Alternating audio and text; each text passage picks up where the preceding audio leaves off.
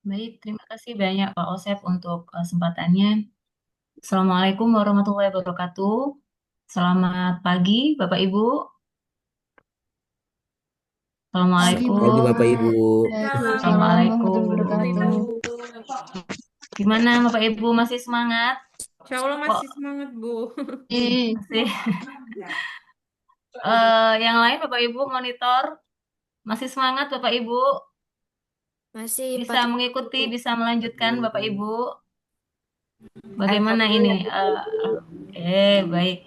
Ini kita mulai seharusnya sudah jam 8 sudah bisa langsung mulai materi karena terkendala beberapa ini ya peserta masih belum join, kita tunggu sebentar. Baik, Bapak Ibu, gimana untuk si halalnya kemarin sudah mengisi sampai data pelaku usaha atau ada kendala? Banyak Masih ada kendala kendala. atau Belum bisa dapat Baru uji verifikasinya, awal, Bu. Bu. oke, oke. Nanti karena materi ini kan nanti ada ini ya kita sambil berpraktek di si halal. Semoga nanti ketika kita sudah masuk di waktu untuk implementasi, Bapak Ibu yang sebelumnya ada kendala sudah terselesaikan semua kendalanya. Amin. Semoga ya Bu ya. Semoga nanti dipermudah. Tapi jika terburuknya Bapak Ibu masih belum bisa masuk di akun si halal, nanti akan kita siapkan template khusus ya untuk bagi beberapa peserta yang tidak memiliki akun dan terkendala. Nanti kita akan ada opsi lain tapi tetap harus disimak bagaimana Bapak Ibu nanti melakukan simulasi di halal tetap harus disimak ya Bapak Ibu ya. Walaupun tidak punya akun, walaupun ada kendala, tetap harus tahu bagaimana sih prosesnya, bagaimana sih cara upload dokumen di halal, tahapannya apa saja, tetap harus disimak ya Bapak Ibu. Oke, saya kalau kita lihat sesuai dengan jadwal hari ini ada sedikit perbedaan Bapak Ibu. Jadi saya awali dulu dengan penyampaian materi terkait penyusunan manual SJPH dan juga penyusunan untuk daftar bahan halal. Kemudian saya lanjutkan untuk materi pengawasan. Jadi Bapak Ibu nanti setelah lulus menjadi penyelia halal kan ada tugas untuk melakukan fungsi pengawasan.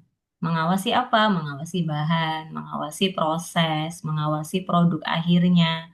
Gitu ya. Jadi apa-apa saja yang perlu Bapak Ibu lakukan pengawasan mulai dari pengadaan bahan sampai dengan pendistribusian nanti akan kita bahas bersama-sama. Setelah itu baru nanti kita akan lanjut dengan praktek. Jadi saya selesaikan dulu materinya selama kurang lebih 1 jam 45 menit ya. Kita akan membahas tentang materi, tentang penyusunan manual SJPH sampai dengan pengawasan. Setelah itu nanti kita akan berpraktek langsung di si halal. Sampai Bapak Ibu bisa membuat manual si halal. Jadi setelah hari ini berakhir, setelah lulus ya Bapak Ibu sudah bisa menghasilkan satu manual SJPH dengan paling tidak 3 menu atau 3 produk yang sudah Bapak Ibu daftarkan. Begitu ya, nanti ketika akan registrasi tinggal dilanjutkan saja sesuai dengan jumlah menu Bapak Ibu. Oke, saya izin share screen terlebih dahulu Bapak Ibu.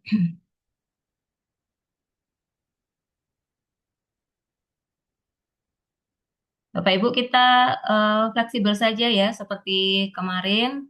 Jika ada yang ingin ditanyakan bisa langsung resen, bisa tulis pertanyaan di kolom chat ya. Kita tidak ada sesi khusus untuk di akhir untuk tanya jawab. Jadi interaktif saja Bapak Ibu ya. Jika ada yang kurang jelas bisa langsung direspon. Oke, baik. Bismillahirrahmanirrahim. Saya mulai untuk penyampaian materi menyusun manual sistem jaminan produk halal atau SJPH, ya, dan menyiapkan daftar bahan halal. Apa itu manual SJPH? Ya, manual SJPH sendiri merupakan dokumen perencanaan, Bapak Ibu ya, perencanaan yang menggambarkan bagaimana pelaku usaha, bagaimana perusahaan itu menerapkan 5 kriteria SJPH sesuai ruang lingkupnya gitu ya. Nah, manual SCPH ini dijadikan sebagai panduan Bapak Ibu, dijadikan sebagai pedoman bagi pelaku usaha ya dalam menerapkan SCPH.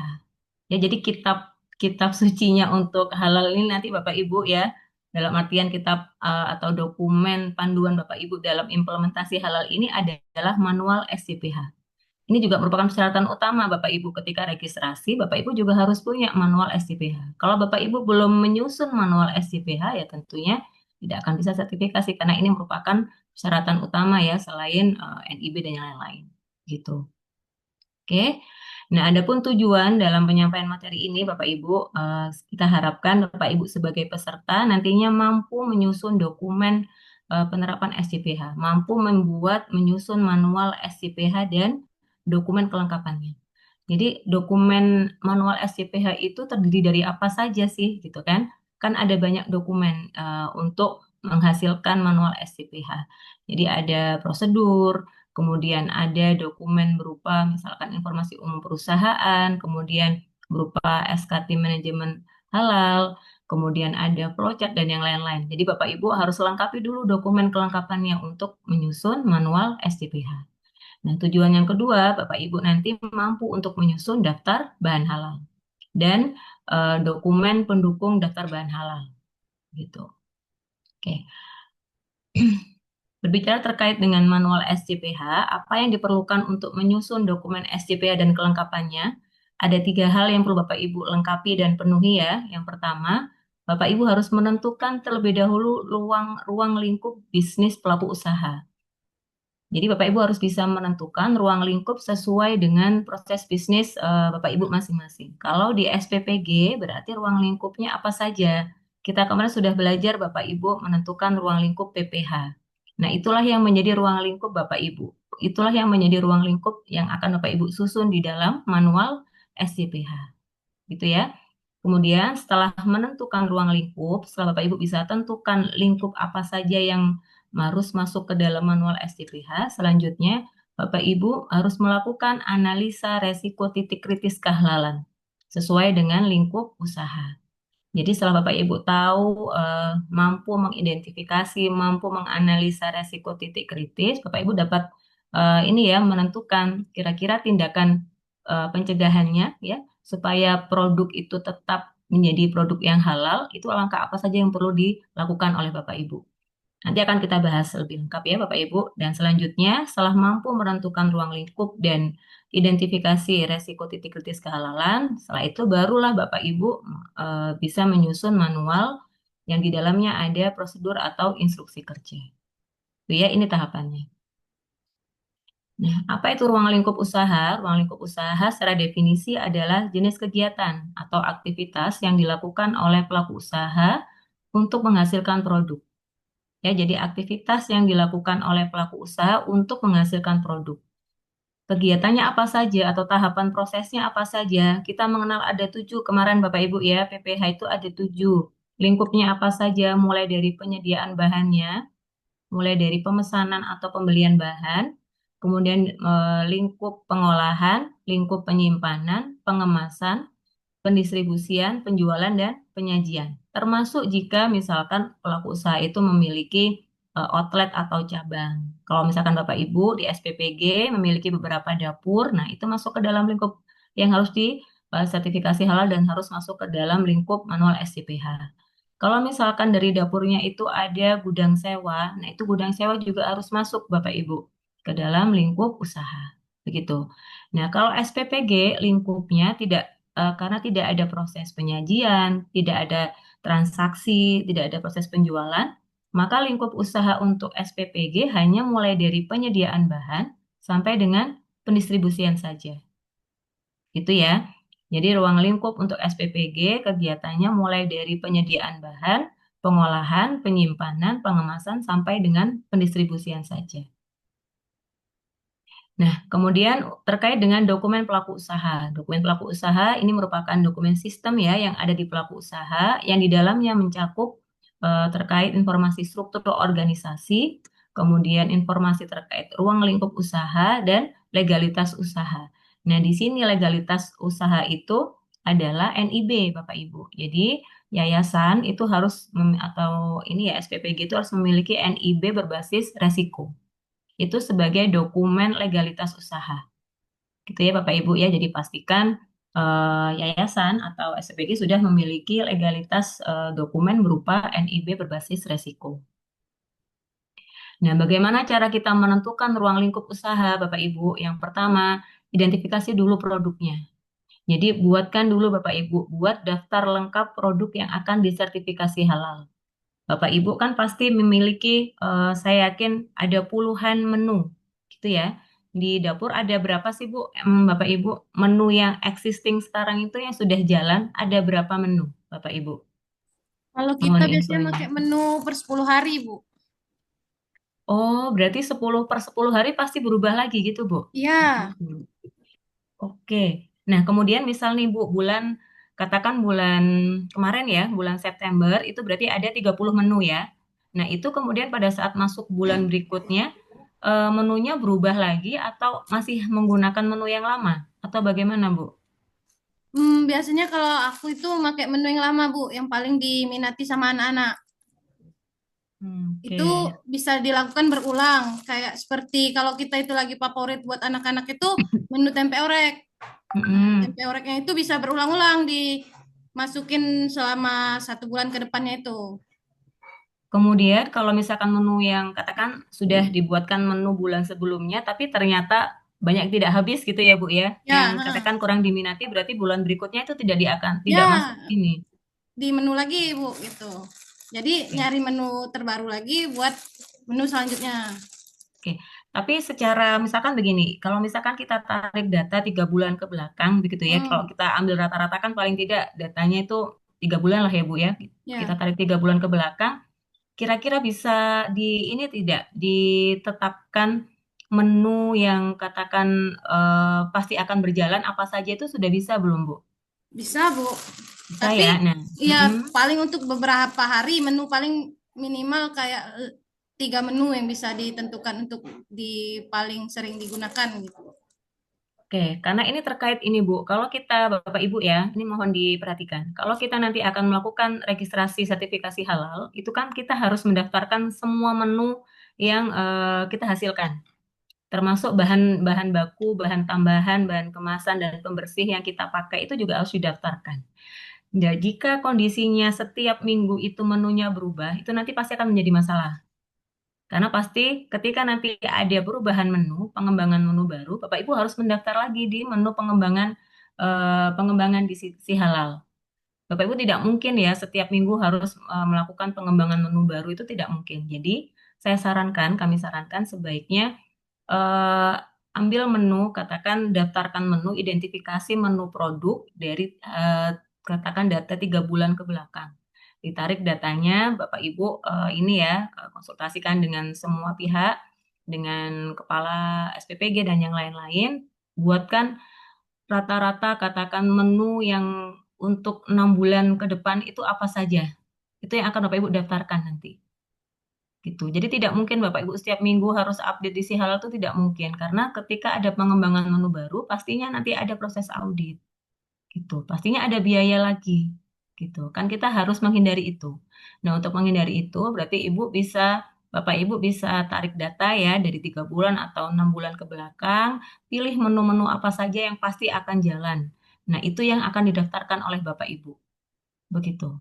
Jadi supaya nanti mengurangi potensi pengembangan menu baru setiap minggu.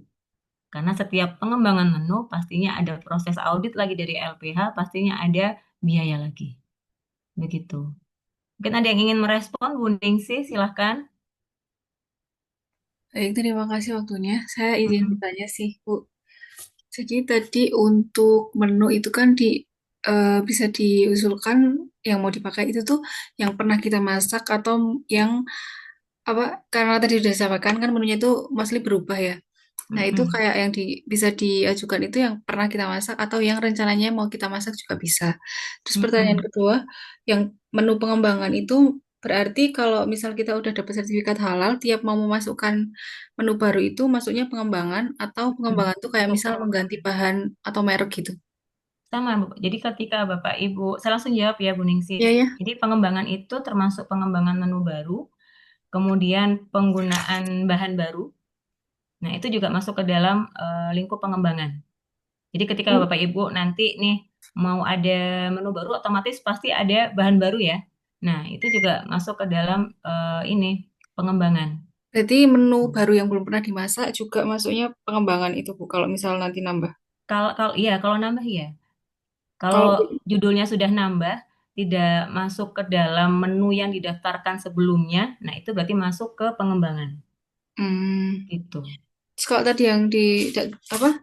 di itu naikkan, bisa menu yang rencananya mau dibuat atau yang pernah dibuat Iya, aja. jadi menu kalau misalkan ya Bapak Ibu, ini sekedar contoh aja, di restoran itu biasanya menu itu yang didaftarkan 6 bulan sampai 1 tahun, termasuk menu yang akan muncul di seasonal tertentu, season-season tertentu, misalkan akhir tahun atau puasa itu kan ada menu khusus ya.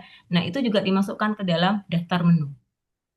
Daftar menu yang akan diregistrasikan atau akan disertifikasi halal. Jadi semua menu Bapak Ibu, menu yang existing sekarang atau ada perencanaan mendatang, oh saya ingin ada menu itu sebaiknya dimasukkan semua ke dalam menu yang akan kita daftarkan. Gitu, gitu Bu. Baik-baik. Ya, Berarti kalau itu kan nanti tuh berarti per menu kan Bu, yang misal kayak eh misal hari ini masanya kalau di MBK kan ada hewani, nabati, sayur gitu. Berarti kan dinaik kayak apa? Dimasukkan ke si halal itu per menu. Kayak misal katsu, tumis buncis, misal tahu mm-mm, goreng. Terus kalau mm-mm. misal nanti kita di minggu berikutnya itu kayak nge-shuffle doang kayak katsu tapi sama sayur lain yang udah dimasukin juga, itu berarti bisa-bisa aja kayak. Oh, jadi menu. Karena kayak nggak satu set sehari itu sama terus kalau di Oh enggak, saya. jadi per ini aja, nggak usah satu. Jadi yang didaftarkan jangan satu set Bu, Per, misalkan per per menunya aja sayur, gitu. per ini. Misal, ya kelompok gitu aja. Ya, Akan lebih mudah kan kalau seperti itu Bu. ya, Sama dengan restoran pun juga per kelompok gitu. Bukan yang satu set gitu, bukan. ya. Gitu ya Terima Bapak kasih, Bu. Ibu ya, sama-sama. Jadi identifikasi produk terlebih dahulu Bapak Ibu buat daftar lengkap produk yang akan disertifikasi halal. Jadi kalau saran saya menu 3 sampai 6 bulan mendatang ya sudah ditetapkan. Itu yang akan diproses untuk sertifikasi halal. Jangan jangan setiap minggu Bapak Ibu nanti buat menu baru jangan. Kita hindari karena nanti ada yang tadi saya bilang ya, nanti pasti akan ada proses audit lagi dari LPH, pasti akan muncul biaya lagi. Oke, setelah identifikasi produk Izin Bu, selesai, izin Bu, iya silakan izin. Bapak, Pak Ishak ya. Ya, Silakan Pak. mau bertanya Bu. Mungkin di sini kita sudah buat beberapa menu. Artinya sudah ada beberapa bahan yang sudah kita buat, Mm-mm. yang kita pakai. Mm-mm. Bahan yang kita Mm-mm. pakai sudah bermacam-macam. Nah, pertanyaan saya, misalkan nama menunya baru, tapi bahan-bahan yang kita pakai itu yang sudah terdaftar. Bagaimana kalau begitu Bu? Tetap namanya kalau menu baru kan ini ya Pak ya, apa ya? Sebaiknya tetap didaftarkan semua kemungkinan menu-menu yang baru. Walaupun menunya hanya namanya saja yang berubah, tapi kan Mm-mm. pasti kondimennya kan ada yang nambah atau berkurang. Ya kan Pak, nggak mungkin sama persis. Kalau misalkan penggunaan bahannya sama persis kan, ngapain menggunakan menu baru gitu. Jadi pastikan saja Pak, semua kemungkinan menu-menu yang akan dipergunakan di masa mendatang atau di beberapa bulan mendatang itu sudah didaftarkan juga gitu. Siap. Gitu ya Pak ya, untuk menghindari tadi gitu. Izin Jadi bertanya. misalkan Bapak tadi pengennya menu apa nih? Misalkan awalnya tumis tumis jagung begitu ya, kemudian ganti menu baru lagi tumis apa atau capcay Misal gitu begini, atau misal gimana? begini Bu, misal Heeh. begini, mix mix sayur sayur mix, ya kan di situ ada Mm-mm. buncis, ada wortel, ada jagung. Mm-mm. Nah itu kan bahannya sudah terdaftar. Oke. Oh, terus Terus kemudian besoknya mungkin besoknya ini menu baru, tapi dia menggunakan cuma dua wortel dua sama sayur gitu buncis. aja ya. Oh, sudah. Nggak bisa, Pak. Jadi kalau Ya, ketentuannya ini, karena gini, nanti di si halal itu ada mapping produk dengan bahan, Bapak. Jadi harus ngeling antara bahan atau matriks produk ya. Matriks produk itu harus ngeling antara nama produk yang dihasilkan, nama menu yang dihasilkan dengan komponen bahan yang digunakan itu harus ngeling gitu. Kalau misalkan judulnya tumis sayur, ya isinya sudah harus ditetapkan bahannya apa saja gitu. Jadi kalau misalkan Bapak ada dua kemungkinan itu ya sebaiknya bikin dua judul menu gitu. Gitu Pak ya.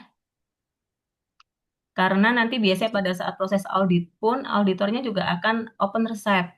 Jadi tanya, oh ini resepnya bener nggak ini untuk tumis sayur A terdiri dari bahan apa saja?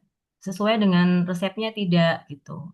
Sesuai dengan matriksnya tidak itu pasti juga akan diperiksa oleh auditornya. Begitu oh Pak berarti Ishak. Mm-mm. berarti menu yang dimasukkan itu tidak ada batasan ya? Eh, batasannya pasti nanti ke biaya, Pak. Semakin banyak menu yang didaftarkan juga akan semakin tinggi biayanya, gitu. Oh begitu. Iya, nanti ada ini. Konsekuensinya di biaya nanti, Pak. Semakin banyak menu, semakin ini, Oh, gitu. Jadi sekira nanti tinggal di sekali ini ya. sekira sekali Nah, audit langsung mau Jadi banyak berapa menunya, menu itu mau Bu ya? sedikit menunya sama. Saya kira begitu. gimana, Pak? Saya kira itu eh, harga harga audit tetap sama meskipun mau banyak menunya, mau sedikit Oh, menunya perhitungannya itu berdasarkan sama. jumlah menu, Pak. Biasanya untuk biaya sertifikasi itu tergantung biaya dari banyaknya menu, banyaknya cabang, itu juga pengaruh ke biaya sertifikasi halal. Nanti ada sesi lagi ya, Pak ya. Saya tuntaskan dulu materinya ya kalau untuk Siap, terkait siap, siap. biaya-biaya ya, Pak. Oke, saya lanjut dulu, Bapak Ibu. Ya, siap. Oke, kita setelah identifikasi produk, selanjutnya adalah identifikasi seluruh rantai proses produksi yang berkaitan ya dalam proses PPH. Ya, tentukan semua tahapan proses mulai dari proses pengadaan atau pemesanan bahan, proses pembelian bahan, proses penerimaan bahan hingga distribusi produk akhir. Kemudian tentukan cakupan lokasi dan fasilitas usaha.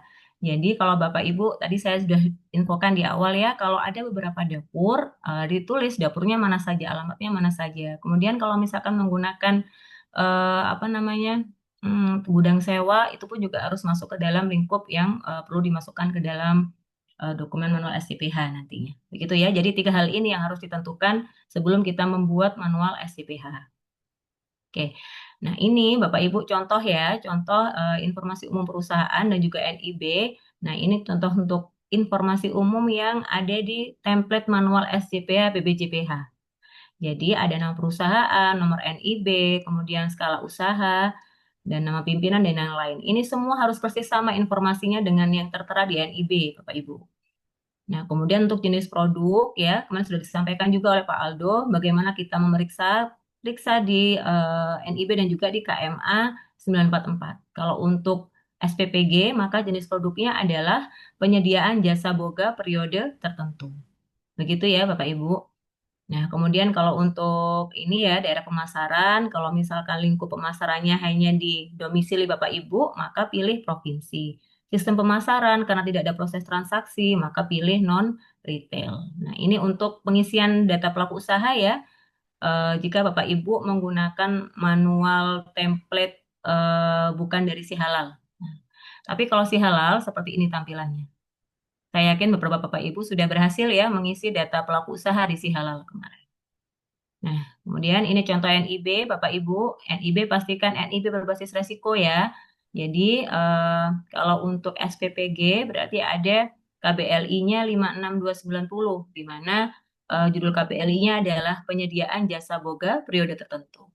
Nah, lokasi usaha ini, kalau misalkan ada satu yayasan atau satu SPPG memiliki beberapa dapur, nah alamat dapurnya, misalkan ada dua ya, contohnya nih Bapak Ibu ya, ada dua. Maka masukkan di sini Bapak Ibu, alamat fasilitas produksi atau alamat pabrik itu adalah alamat dapurnya. Gitu. Oke ya, yang kemarin Bapak Ibu sudah masukkan di data pelaku usaha, yang dimasukkan di alamat pabrik itu adalah alamat dapurnya. Kalau misalkan ada 10 dapur, ya masukkan di si halal tadi, atau masukkan di sini ya, alamat fasilitas produksinya, alamat dapurnya di mana saja. Tulis ke semuanya. Kalau misalkan 10, ya tulis 10-10-nya. Jangan sebagian saja. Jadi harus sama persis dengan informasi yang tertera di NIB, Bapak Ibu. Oke, selanjutnya tadi untuk penentuan jenis produk, Bapak Ibu bisa lihat di KBLI ini ya. Ini dan juga di KMA 944. Kalau di KMA 944 untuk penyediaan jasa boga periode tertentu, itu kode klasifikasinya adalah 16.2.2. Ini yang Bapak Ibu tulis di manual SCPH nanti. Ya, 16.2.2 penyediaan jasa boga periode tertentu. Di sini nih. Nah, terus di sini jenis produk 16.2.2 penyediaan jasa boga periode tertentu. Oke ya, semoga jelas. Saya lanjutkan. Tadi sudah kita untuk menyusun menetapkan ruang lingkup, selanjutnya adalah melakukan analisis resiko titik kritis kehalalan. Nah, identifikasi titik kritis adalah suatu kondisi di mana terdapat kemungkinan bahan yang berasal dari bahan haram atau najis atau kondisi di mana kemungkinan fasilitas terkena kontaminasi bahan. Terkontaminasi bahan yaitu bahan haram atau najis atau kemungkinan proses yang tidak memenuhi standar halal. Jadi maksudnya begini Bapak Ibu, titik kritis inilah yang menyebabkan perubahan status dari awal mulanya produk itu halal menjadi tidak halal. Kenapa? Karena ada pengaruhnya beberapa faktor dari penggunaan bahan yang memang haram, misalkan bahannya terkontaminasi oleh najis atau fasilitas produksinya terkontaminasi oleh bahan haram.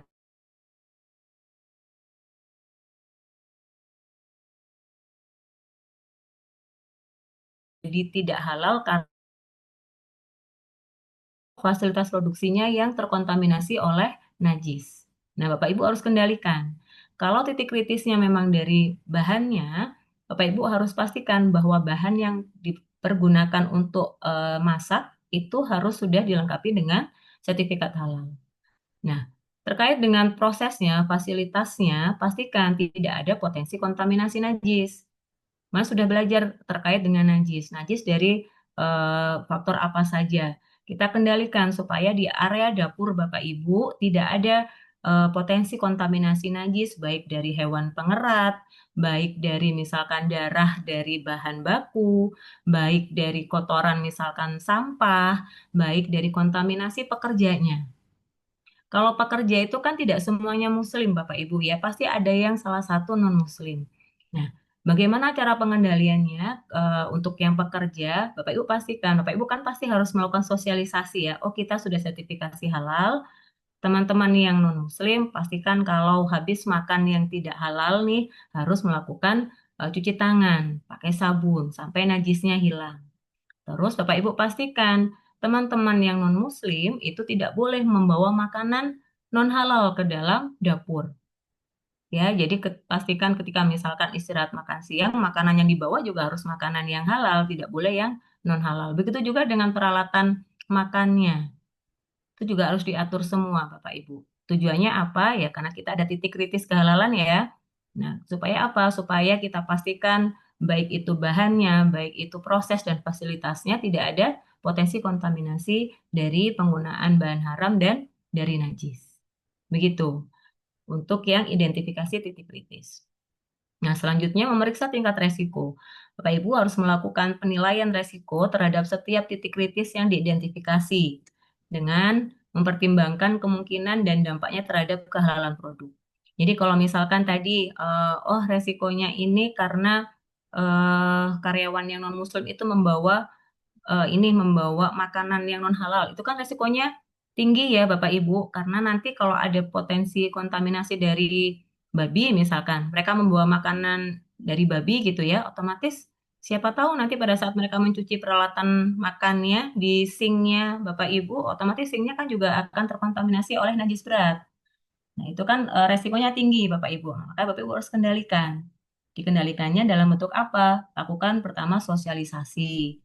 Yang kedua, buatkan SOP atau aturan karyawan. Ya, Bapak Ibu harus buatkan aturan karyawan.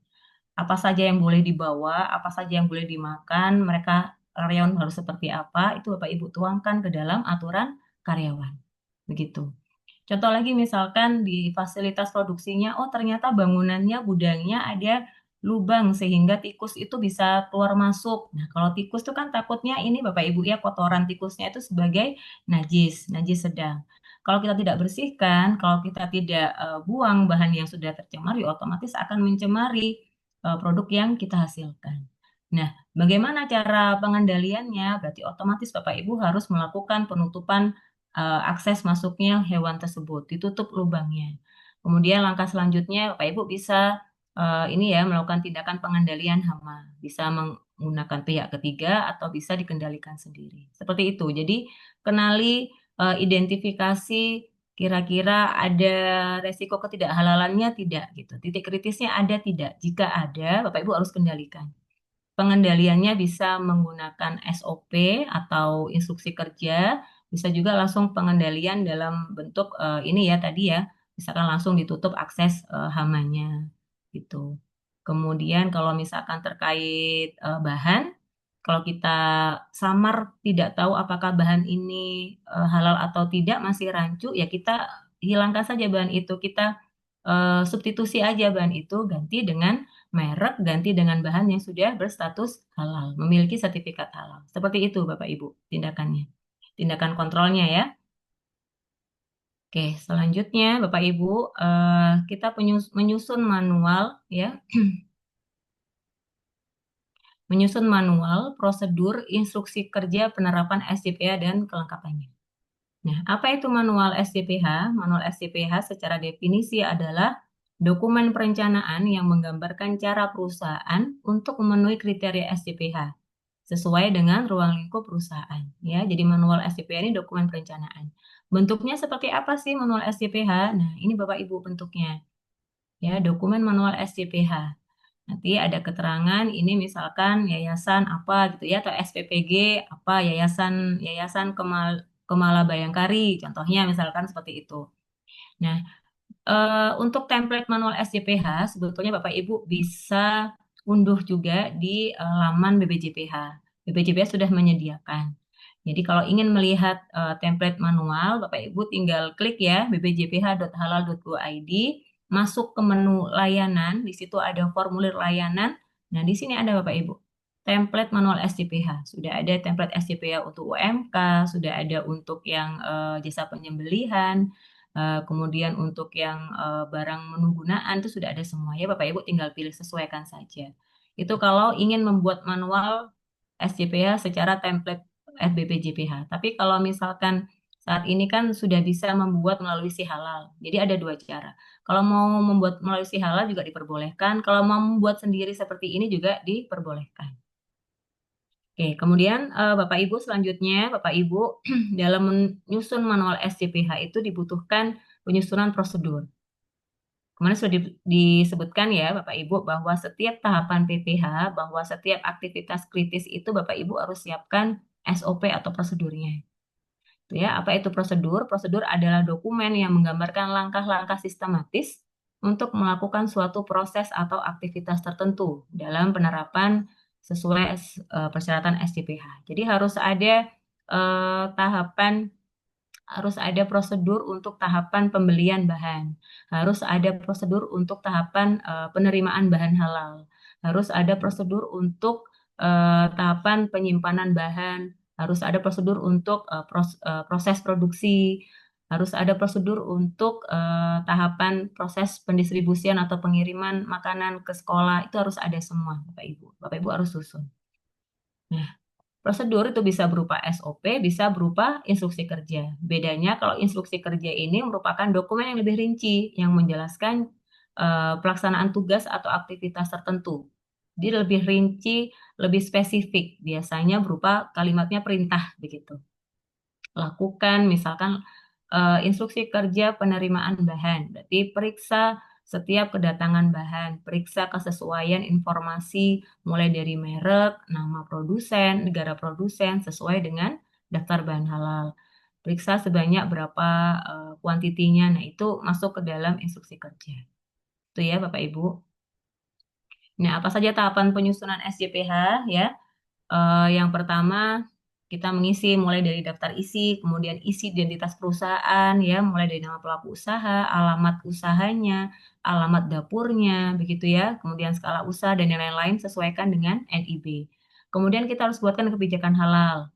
Kemarin sudah saya singgung ya di materi SJPH, Bapak Ibu harus membuatkan kebijakan halal yang sudah disahkan oleh pimpinan perusahaan dan juga prosedur per perusahaan.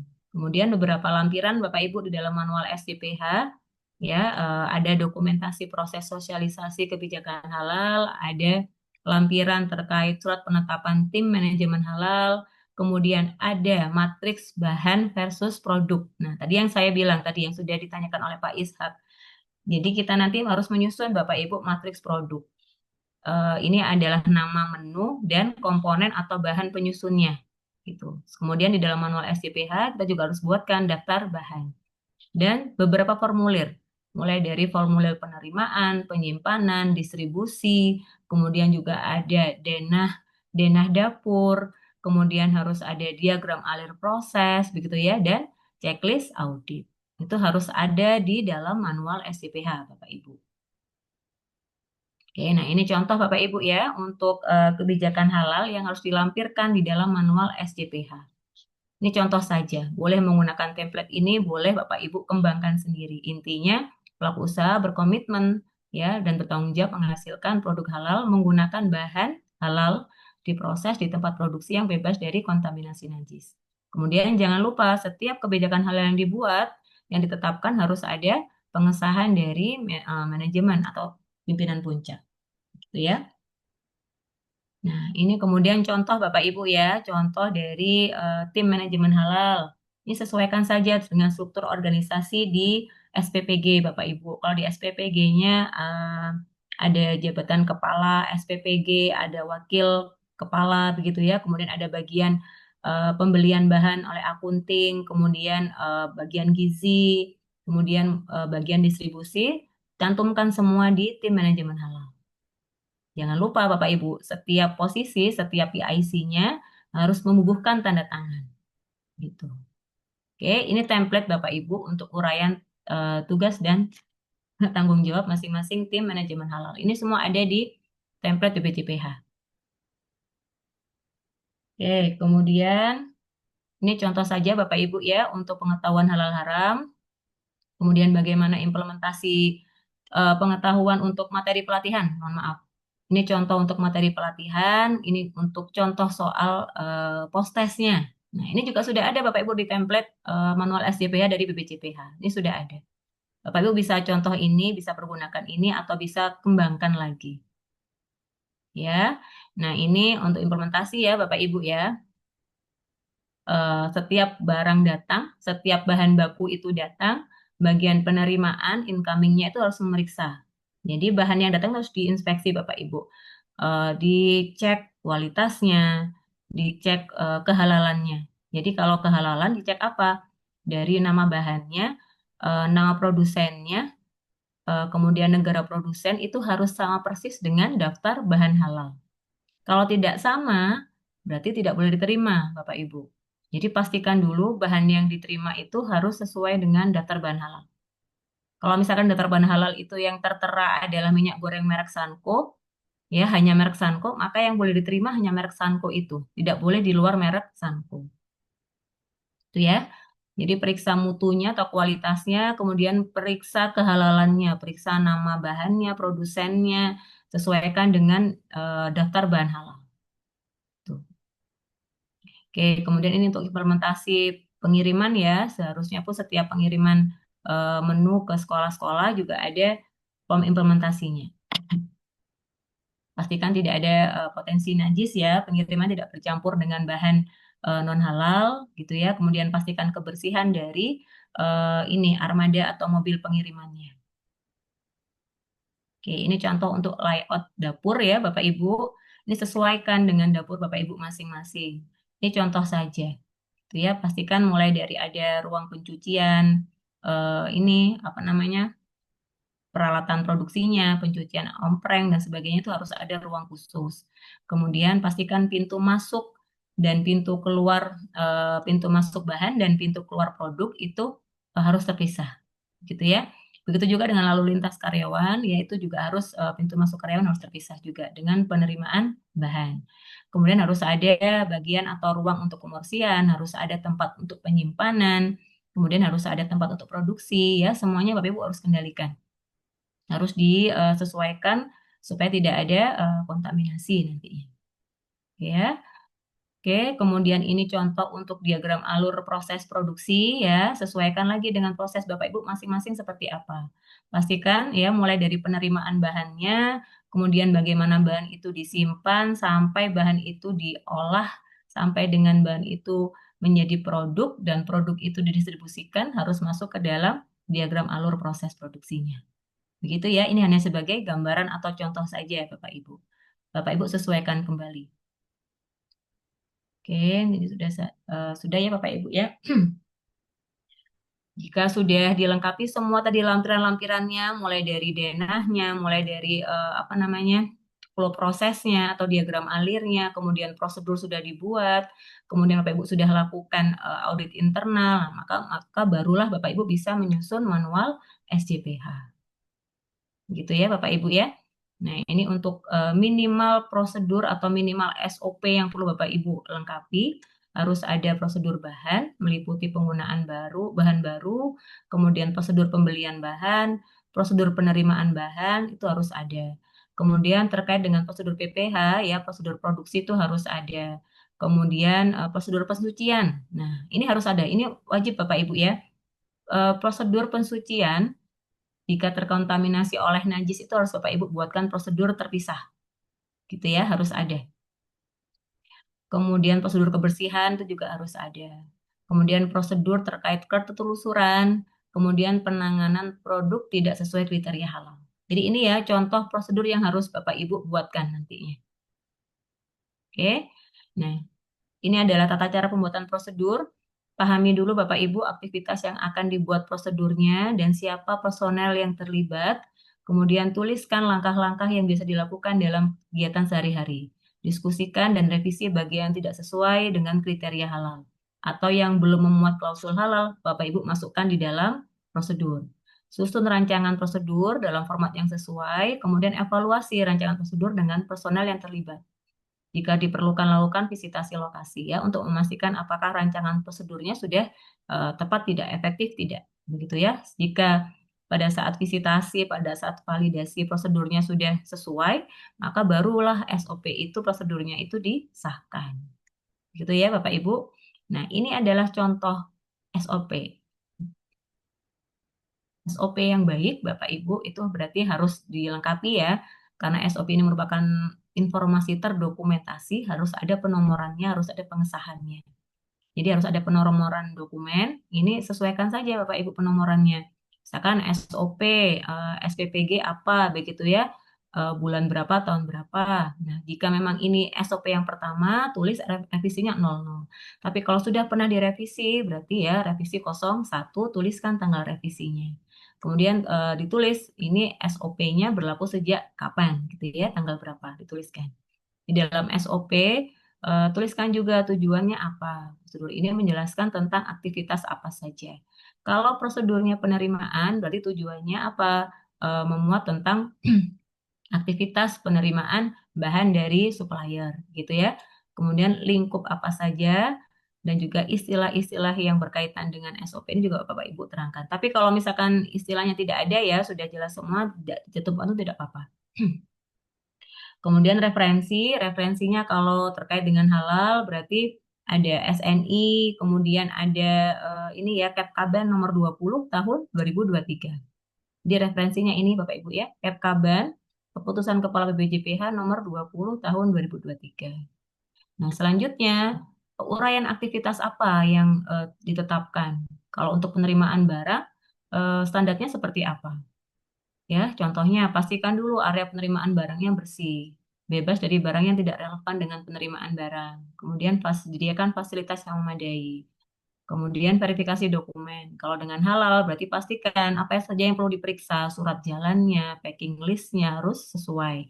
Jumlah yang dipesan harus sama ya ketika barang datang itu harus sama dengan jumlah yang dipesan. Barangnya pun juga harus sama. Kemudian sertifikat halalnya bagaimana? Bahannya apakah sudah tertera di daftar bahan halal? Itu semua Bapak Ibu tuangkan di sini ya. Apa saja yang harus diperiksa, itu tuangkan ke dalam prosedur. Oke? Nah, ini Bapak Ibu, setiap kebijakan halal, setiap SOP yang dibuat, itu Bapak Ibu harus sosialisasikan ke semua karyawan. Ya, supaya karyawan tahu, supaya karyawan paham bahwa dapur SPPG itu SPPG sudah melakukan proses sertifikasi halal. Supaya karyawan tahu aturan-aturan halal itu apa saja, seperti apa. Jadi ya, jangan lupa, harus lakukan sosialisasi. Setiap bentuk sosialisasi harus ada bukti dokumentasinya. Bukti dokumentasinya jangan lupa harus disimpan, Bapak Ibu. Kalau misalkan melalui pelatihan, berarti daftar hadirnya harus ada, harus disimpan. Kemudian kalau misalkan sosialisasinya melalui briefing, harus ada absensinya, harus ada foto briefingnya. Kalau misalkan melalui pelatihan harus ada hasil post testnya. Seperti itu ya. Kalau sosialisasinya menggunakan grup WA, ya grup WA-nya itu sosialisasinya harus di screenshot, disimpan. Gitu ya. Oke, itu terkait penyusunan manual SCPH, Bapak Ibu. Saya lanjut untuk penyusunan daftar bahan halal. Jadi setiap bahan yang dipergunakan, baik itu bahan baku, bahan tambahan, maupun bahan kemasan, dan juga bahan pembersih, itu harus dimasukkan ke dalam daftar bahan halal. Apa itu daftar bahan halal? Yaitu daftar yang memuat semua bahan yang digunakan, ya, yang diperbolehkan dalam proses produk halal. Daftar ini berfungsi sebagai acuan bagi pelaku usaha untuk memastikan kehalalan bahan yang digunakan. Jadi daftar bahan halal ini merupakan acuan bagi siapa Bapak Ibu, bagi pembelian. Jadi nanti kalau misalkan di SPPG itu ada bagian khusus untuk pembelian, misalkan accounting, nah maka pedoman atau panduan accounting dalam memesan dan membeli bahan adalah daftar bahan halal. Kemudian pedoman bagi bagian penerimaan, ya, dan juga pedoman bagi staf produksi, staf dapurnya. Ketika akan memasak, ya, itu sesuaikan bahan yang dipergunakan untuk dimasak harus tertera di daftar bahan halal. Tidak boleh di luar itu, Bapak Ibu. Kuncinya itu. Jadi hanya boleh memesan, membeli, menerima, dan menggunakan bahan yang terdaftar di daftar bahan halal. Oke ya, mohon dipahami Bapak Ibu ya. Ini harus ada, daftar bahan halal itu harus Bapak Ibu buatkan, kemudian harus diterapkan. Setiap tahapan tadi, mulai pembelian sampai dengan pemasakan tadi ya, pengolahan itu harus sesuai dengan daftar bahan halal. Nah, kemudian dalam penyusunan daftar bahan halal itu dibutuhkan dokumen pendukung. Dokumen pendukung kemarin kita sudah jelaskan, ada dokumen pendukung berupa sertifikat halal, ada juga dokumen pendukung berupa, ini Bapak Ibu ya, bisa berupa dokumen surat pernyataan bebas babi, bisa berupa diagram alir proses produksi atau spesifikasi bahan. Itu ya, sesuaikan dengan jenis bahannya. Kalau bahannya adalah bahan yang sangat kritis, jangan lupa yang sangat kritis itu adalah bahan dari unsur hewani ya. Itu maka dokumen pendukungnya apa? Dokumen pendukungnya harus sertifikat halal. Tapi kalau bukan bahan yang sangat kritis ya, contohnya misalkan bahan yang minim proses, maka masih diperbolehkan menggunakan dokumen pendukung berupa surat pernyataan dan diagram alih proses. Seperti itu Bapak Ibu. Ya, dokumen pendukung bahan halal ini secara definisi adalah dokumen yang menunjukkan kehalalan bahan baku, ya bisa berupa sertifikat halal, ya atau dokumen tadi yang sudah saya sampaikan. Dokumen pendukung seperti surat pernyataan, kemudian spesifikasi bahan, kemudian diagram alir itu harus dikeluarkan oleh produsen, tidak boleh oleh supplier atau distributor. Kalau dokumen pendukung yang berupa hasil laboratorium, maka yang mengeluarkan harus laboratorium yang sudah terakreditasi. Gitu. Oke, nah ini beberapa cara ya langkah untuk menyusun daftar bahan. Pertama kita identifikasi dulu Bapak Ibu bahan apa saja yang akan kita pergunakan. Mulai dari bahan baku, bahan tambahan, bahan penolong dicatat semua.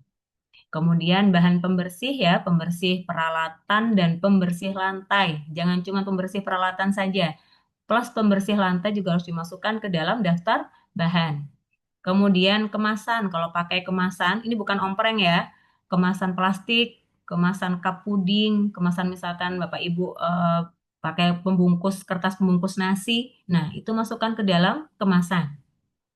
Jadi semua bahan baku, bahan pembersih, bahan kemasan, termasuk air untuk mencuci, Bapak Ibu harus masukkan ke dalam daftar bahan halal.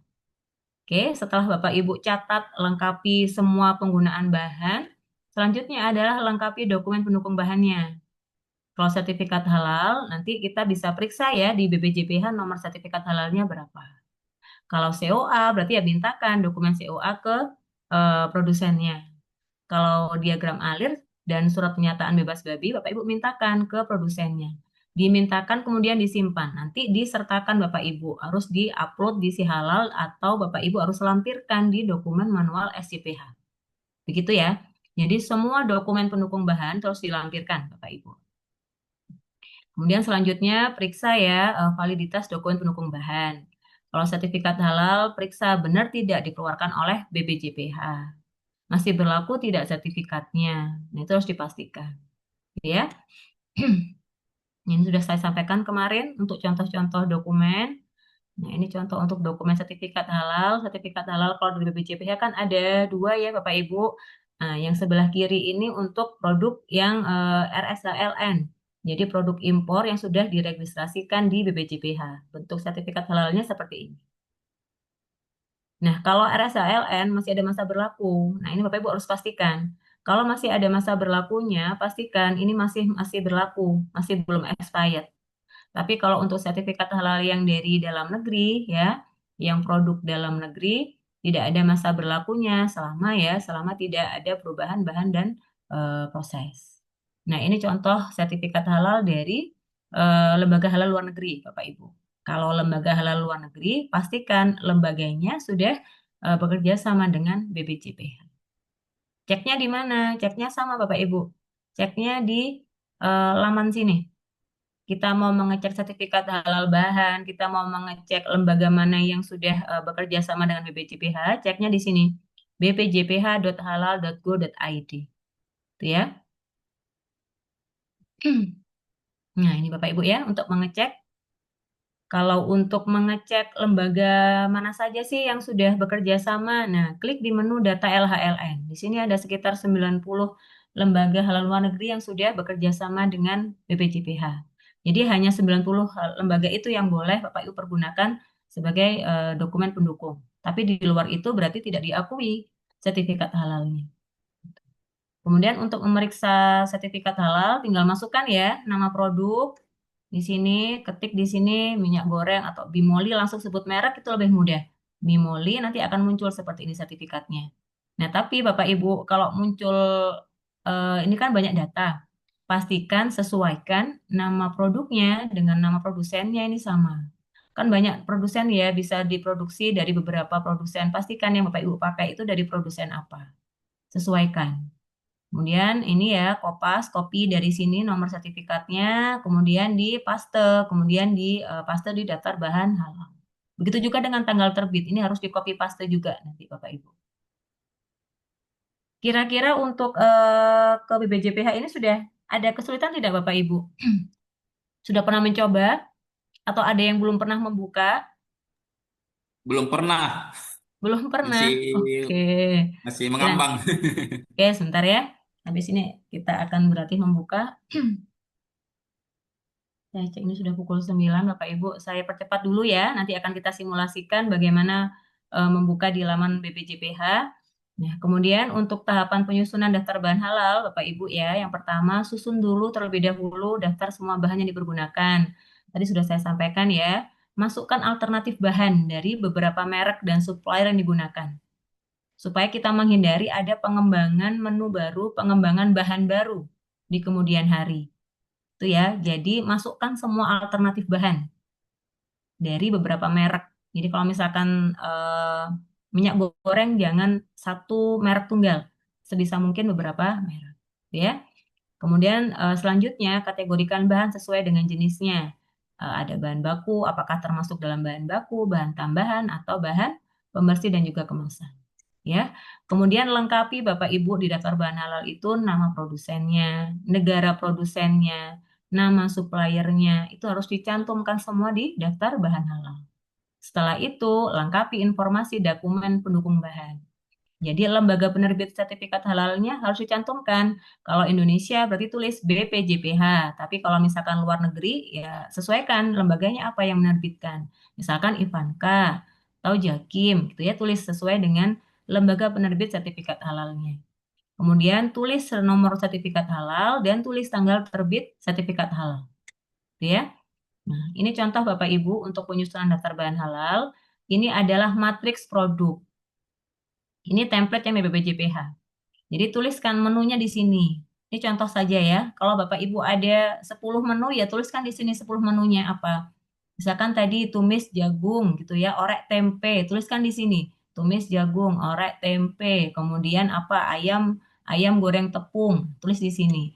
Nah, di kolom yang nama bahan ini adalah komponen bahan penyusunnya apa?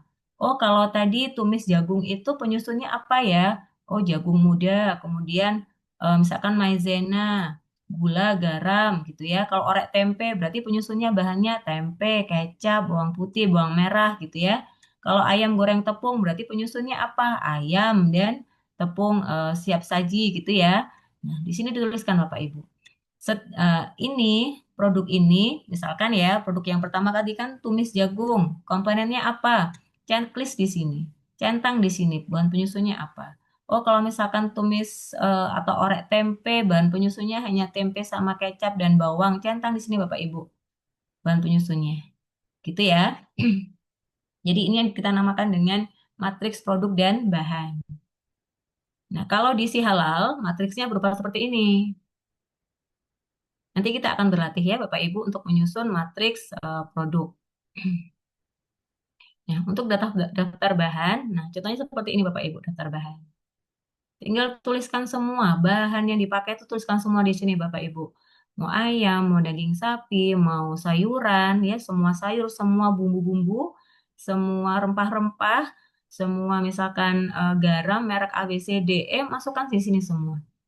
Ya, tuliskan nama dan merek bahannya, produsennya ditulis. Di mana kita bisa lihat produsennya? Di kemasannya kan terlihat ada nama produsennya. Lihat di situ.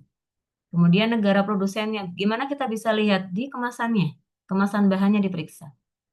Supplier ini di mana Bapak Ibu membeli bahan itu, di mana Bapak Ibu memesan bahan itu. Kalau misalkan ayam ini didapatkan dari pasar, tulis pasar, pasarnya pasar apa. Kalau misalkan dikirim dari supplier, tulis nama suppliernya apa. Misalkan di daging sapi dikirim dari CV Dua Sekawan, tulis di sini suppliernya Dua Sekawan. Gitu ya. Kemudian ini untuk penulisan lembaga penerbit sertifikat, tuliskan semua di sini. Begitu juga dengan nomornya ya. Nomornya ini dapat dari mana? Nomor ini didapatkan dari sini Bapak Ibu. Nah, dari sini. Kita kopas dari sini. Ya. Kemudian tuliskan di sini. Oke. Kolom dokumen pendukung itu ditulis kalau misalkan dokumen pendukungnya berupa sertifikat halal, tulis sertifikat halal. Tapi kalau bahannya berupa positif list, kan tidak ada nomor-nomornya ini Bapak Ibu ya, karena dia positif list, maka tuliskan positif list. Ya, misalkan sayur, jagung gitu ya, karena dia positif list, lengkapi saja nama produsen sampai nama suppliernya. Nah, untuk lembaga penerbit sampai dengan masa berlaku ini bisa di strip saja. Untuk positif list ya, seperti itu. Karena kalau positif list kan tidak ada nomor sertifikat halal. Oke, ini contoh untuk daftar bahan halal di Si Halal. Seperti ini Bapak Ibu. Kalau template-nya kan template manual seperti ini. Nah, kalau di Si Halal seperti ini jadinya nanti. Oke ya. Nah, saya contohkan saja satu untuk Bapak yang tadi belum pernah membuka Si Halal. Ke Si Halal apa? Laman BPJPH ya. Hmm.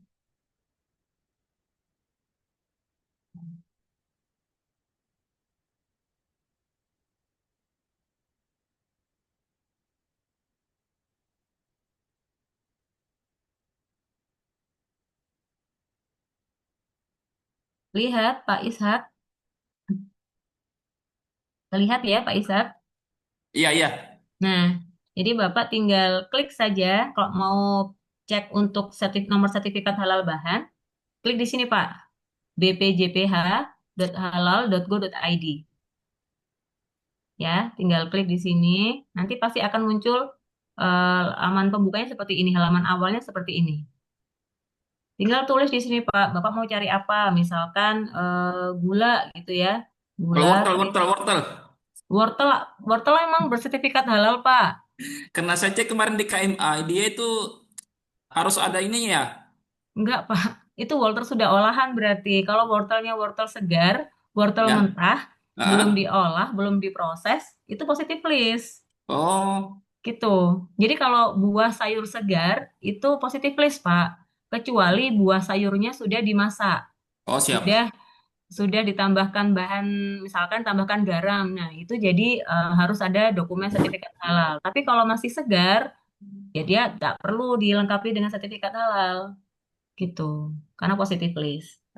Ya, contoh misalkan gula kristal putih. Mereknya apa kalau gula biasanya? Ini banyak merek ya, Bapak Ibu ya. Ini ada merek R1. Kemudian klik selanjutnya ya. Klik selanjutnya kalau mau cari merek-merek yang lain. Nah, ini kalau misalkan produsennya PT PN, tinggal ini ya Bapak Ibu, langsung muncul kan nomor sertifikatnya. Ini di copy. Di copy, dipaste ke daftar bahan halal. Begitu juga tanggal terbitnya.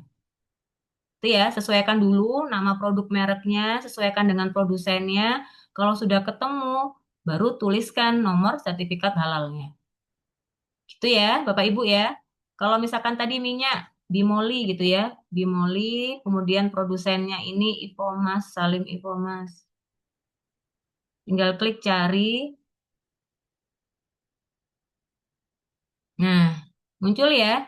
Ini nama produknya Bimoli, produsennya PT Salim Ipomas. Nah, ini ada sertifikatnya. Tinggal kita copy paste aja. Oke, jelas? Pak Ishak yang belum pernah buka sudah cukup jelas. Oke, Bapak Ibu yang lain sudah cukup jelas ya. Oke, saya lanjut dulu Bapak Ibu karena kita masih maaf, ada pembahasan materi pengawasan.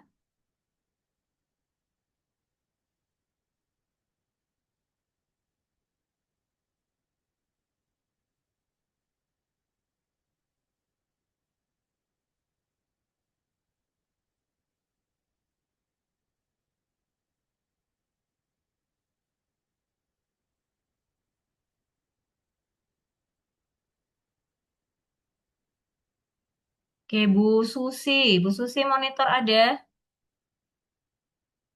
Ya Bu, ada hadir. Oke, ini Ibu tanya apakah pembelian ayam dan daging harus berasal dari supplier toko yang udah bersertifikat halal?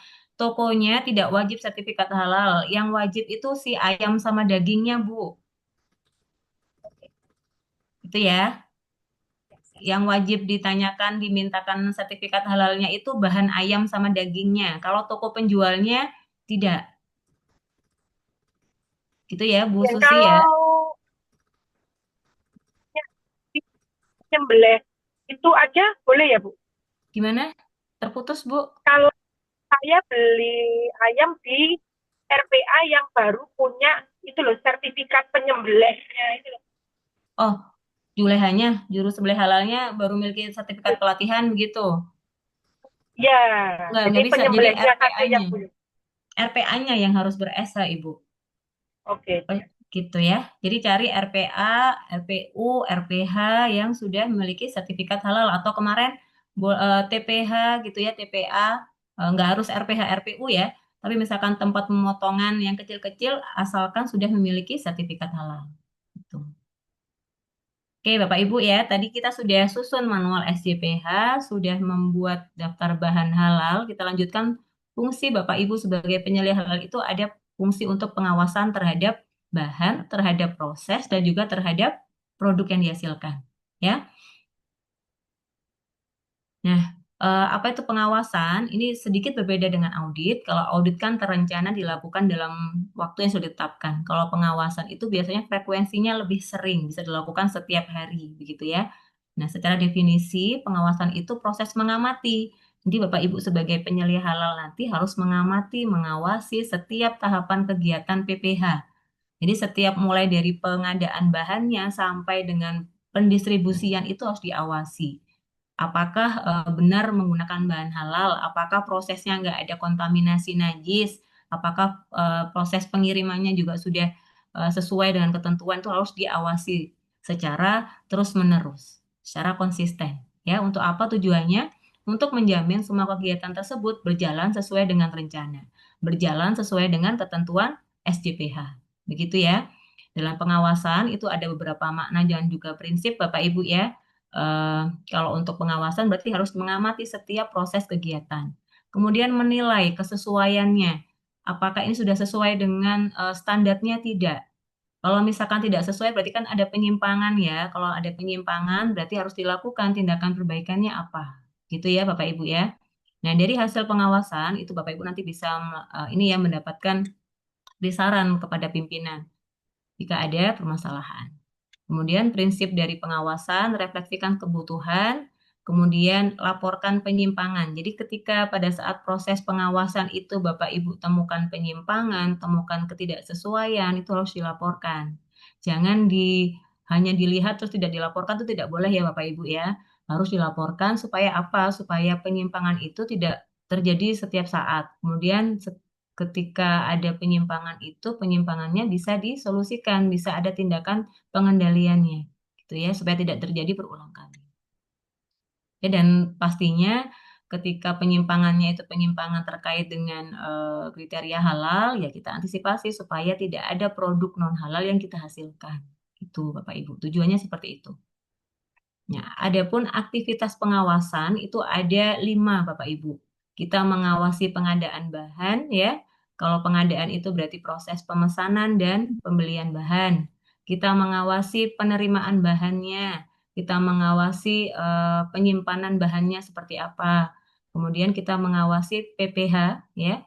Kita mengawasi penanganan produknya dan juga mengawasi proses pengembangan jika ada menu baru. Gitu ya. Dan setelah kita lakukan pengawasan terhadap 5 aktivitas tadi, kita harus buatkan laporan pengawasan. Nah, ini bentuk pengawasan Bapak Ibu ya. Kalau pengawasan pengadaan bahan, tadi kan sudah saya infokan. Pengadaan itu berarti proses pembelian, proses pemesanan bahan baku. Ini dilakukan oleh biasanya staf pembelian. Kalau di SPPG biasanya accounting ya, tapi kalau di perusahaan biasanya dilakukan oleh purchasing. Bapak Ibu, pada saat proses mengawasi, pastikan pengadaan bahan itu dipastikan sesuai dengan daftar bahan halal.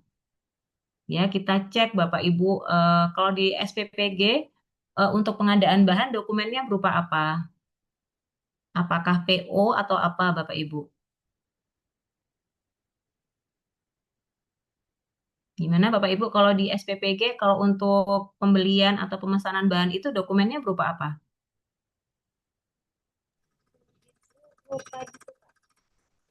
Gimana Bu Susi?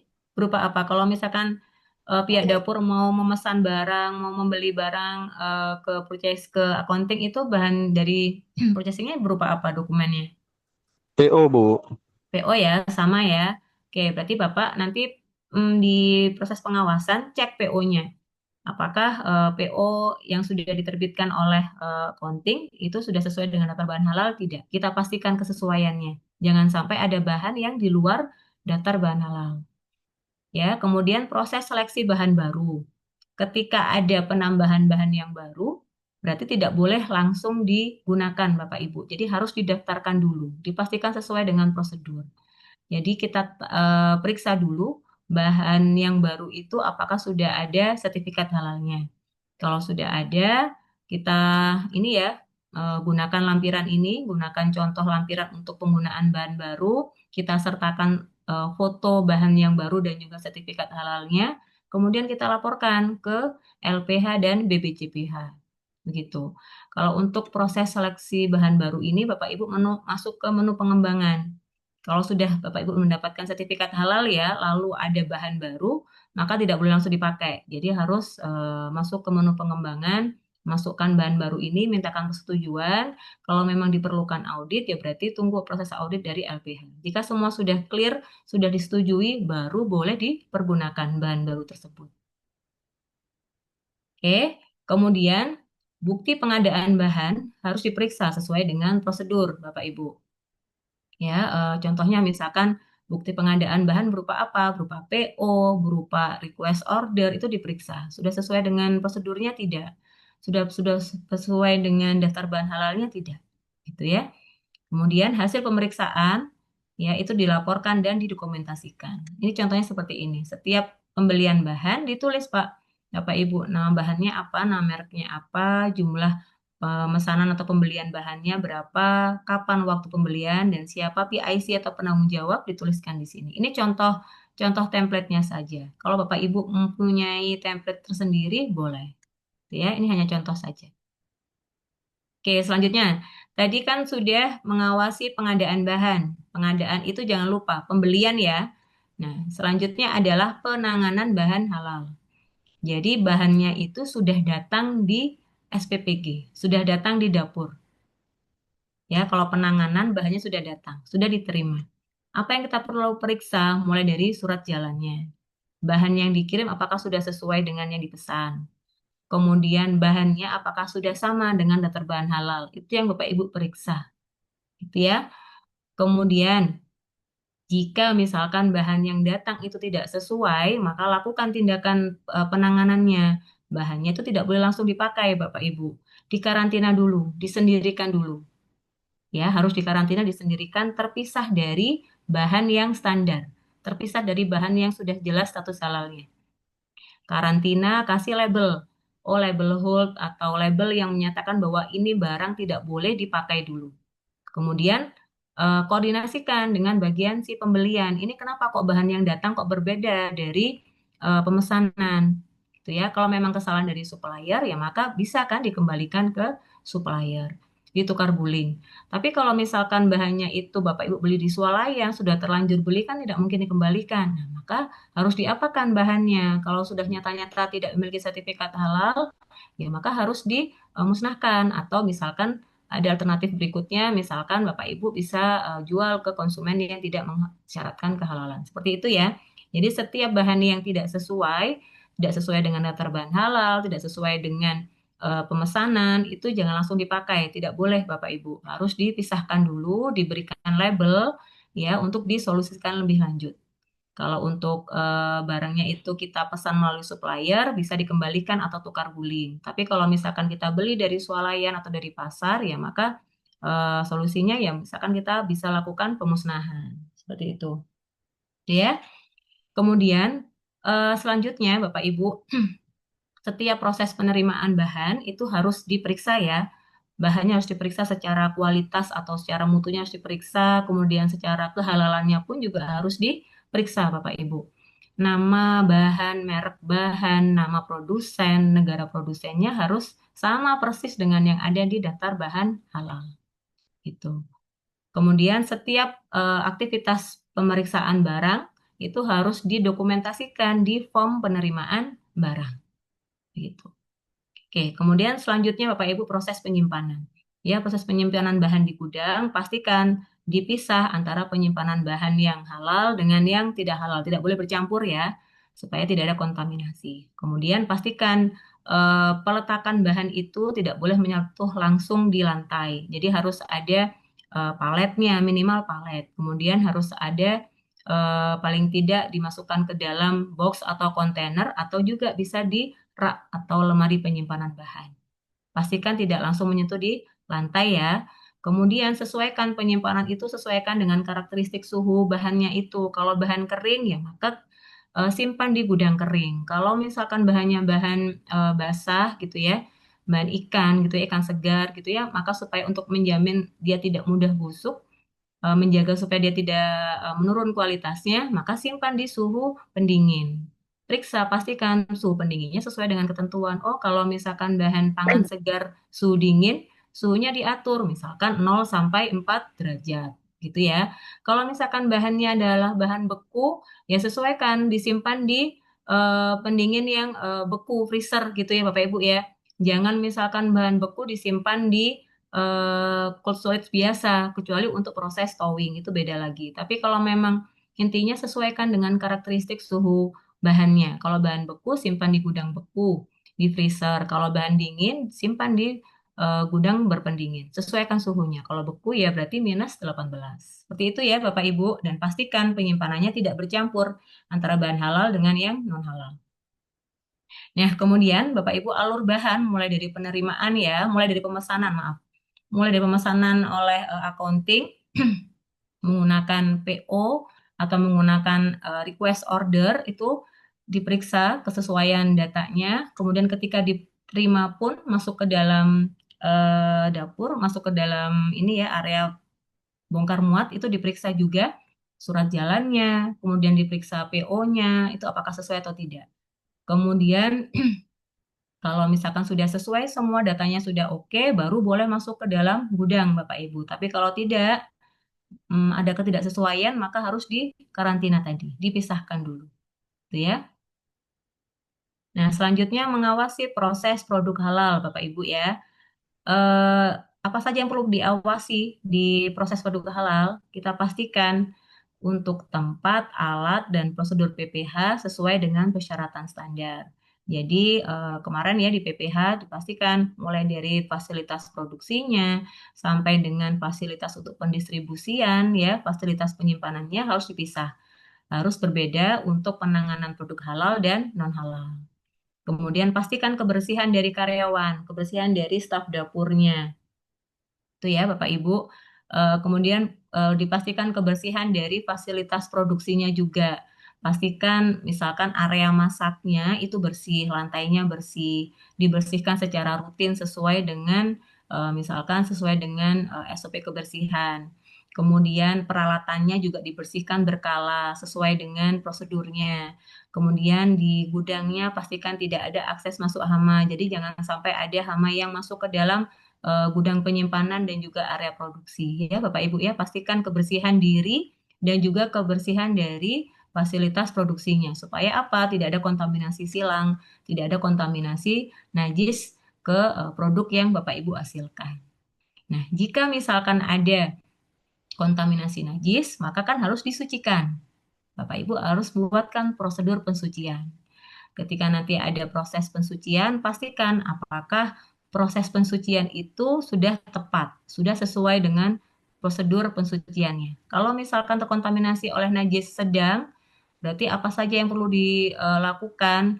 Bapak Ibu awasi, amati pada saat proses pensucian itu apakah sudah sesuai, gitu ya? Apakah sudah sesuai dengan prosedurnya tidak? Gitu. Kemudian Bapak Ibu pastikan karena Bapak Ibu menghasilkan produk makanan, produk pangan gitu ya, dalam mengolah produk menggunakan atribut untuk ini ya Bapak Ibu ya, untuk pengolah makanan. Jadi gunakan apron, gunakan masker, gunakan sarung tangan begitu ya. Kemudian untuk pelindung diri gitu Bapak Ibu bisa gunakan boots untuk area yang basah supaya terhindar dari kecelakaan kerja.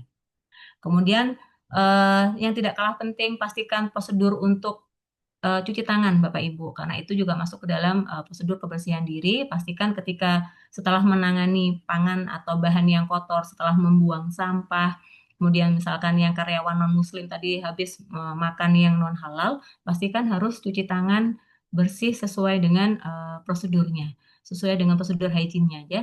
Jadi harus dicuci menggunakan air bersih mengalir dan sabun. Gitu ya Bapak Ibu ya. Pastikan seperti itu. Oke, selanjutnya mengawasi penanganan produk halal. Apa saja yang perlu diawasi? Kalau produk itu kita pastikan kriteria produknya, dari penamaannya, dari bentuk produknya, dari profil sensorinya sesuai dengan kriteria halal. Jadi tidak boleh menggunakan nama yang berkonotasi dengan yang diharamkan. Bentuk produknya nggak boleh sesuai dengan yang diharamkan, ya nggak boleh bentuknya anjing, nggak boleh bentuk babi. Kalau mau improvisasi atau menu pengembangan produk, pastikan Bapak Ibu penamaannya, bentuknya, sama profil sensorinya memenuhi ketentuan halal. Ya, pastikan tidak menyerupai yang diharamkan. Kemudian pastikan ketertulisan itu harus datanya ya. Bahan itu harus dilengkapi juga dengan dokumen pembelian. Begitu juga dengan dokumen penerimaan pun juga harus disimpan. Karena apa kita SJPH itu kan prinsipnya ketertelusuran ya. Jadi produk yang kita hasilkan harus bisa ditelusuri menggunakan bahan apa. Apakah bahannya adalah bahan halal. Di mana diproduksinya. Itu juga harus kita telusuri. Ya, penerapannya adalah sistem pengkodean Bapak Ibu. Setiap bahan yang datang harus ada tanggal datangnya. Setiap produk yang dihasilkan harus ada kode produksinya. Oke, kemudian selanjutnya untuk produk ya, tempat dan alat penyimpanan produk. Jadi kita pastikan penyimpanan produknya Bapak Ibu ya, supaya tidak ada kontaminasi dengan yang non halal. Begitu juga dengan penyajian produk kita pastikan karena Bapak Ibu tidak ada proses penyajian ya, ini kita bisa skip. Pastikan saja gudang penyimpanan produknya itu bersih, kemudian tidak ada potensi dari produk yang non halal. Kalau Bapak Ibu tidak ada penyimpanan produk, hanya penyimpanan bahan, ya sudah nggak apa ini nggak usah dimasukkan ke dalam lingkup yang harus diawasi. Itu ya. Ya, yang terakhir pengawasan pengembangan produk halal. Jadi setiap Bapak Ibu mengembangkan menu baru gitu ya, produk baru harus mengikuti persyaratan ini. Jadi langkah-langkah untuk reformulasi produk atau pengembangan produk ya pastikan identifikasi dulu sesuai dengan syarat standar. Pastikan sudah ada prosedur reformulasi. Jadi Bapak Ibu harus buatkan juga prosedur untuk pengembangan menu baru. Ya, apa saja yang perlu dimasukkan dalam prosedurnya? Ya, yang pertama bahan-bahan yang dipergunakan kita pastikan apakah sudah terdaftar di daftar bahan halal tidak. Kalau tidak ada, berarti kita harus eh, ini ya masukkan ke dalam seleksi bahan baru, masuk ke dalam menu pengembangan. Kemudian verifikasi ya sesuai dengan standar. Kemudian pastikan adanya prosedur untuk pengembangan produk ini sudah. Dan yang terakhir, menjamin menu atau varian atau brand baru sudah tersertifikasi sebelum beredar di pasaran, sebelum Bapak Ibu launching kirim ke sekolah-sekolah. Seperti itu ya. Jadi kalau untuk pengembangan itu buatkan dulu prosedurnya, prosedur untuk pengembangan menu, kemudian pastikan bahan-bahan yang dipergunakan itu sudah ada di daftar bahan halal. Jika belum terdaftar di daftar bahan halal, maka masukkan ke dalam menu pengembangan di si halal ya.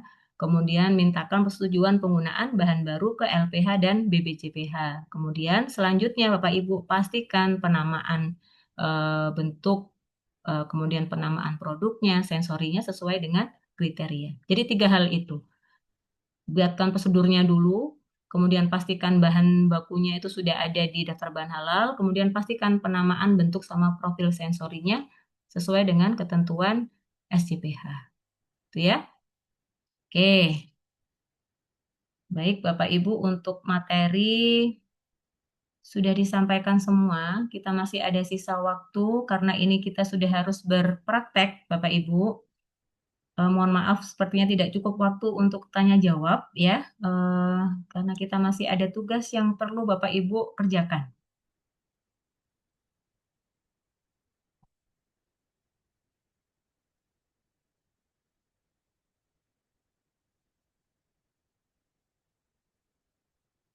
Oke, sebentar mohon izin. Bapak Ibu sudah di-share tugas di grup besar, apakah sudah di-share belum?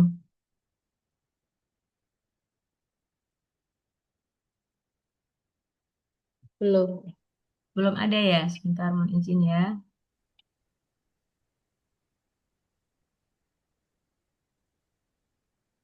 Oke, sebentar.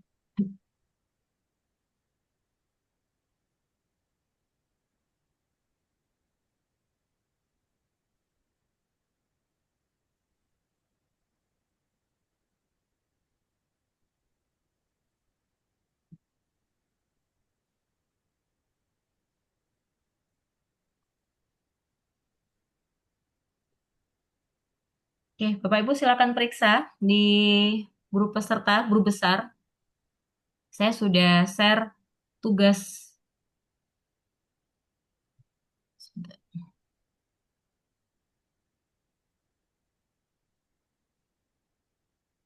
Tugas 2. Tugas 2 sudah dibuka Bapak Ibu? Sudah berhasil membuka? Sudah berhasil dibuka Bapak Ibu?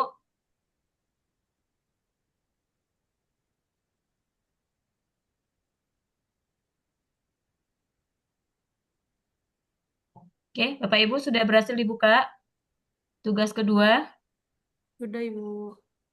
Yang lain, Bapak Ibu, ini karena tugas ini harus Bapak Ibu upload ya di sistem. Jadi mohon perhatiannya Bapak Ibu, sudah dibuka semua. Nanti kita akan berlatih mengerjakan tugas dua ini bersama-sama. Tugas ini merupakan tugas dari fungsi Bapak Ibu sebagai penyelia halal ya, tugas untuk mengawasi bahan, proses, dan produksi halal.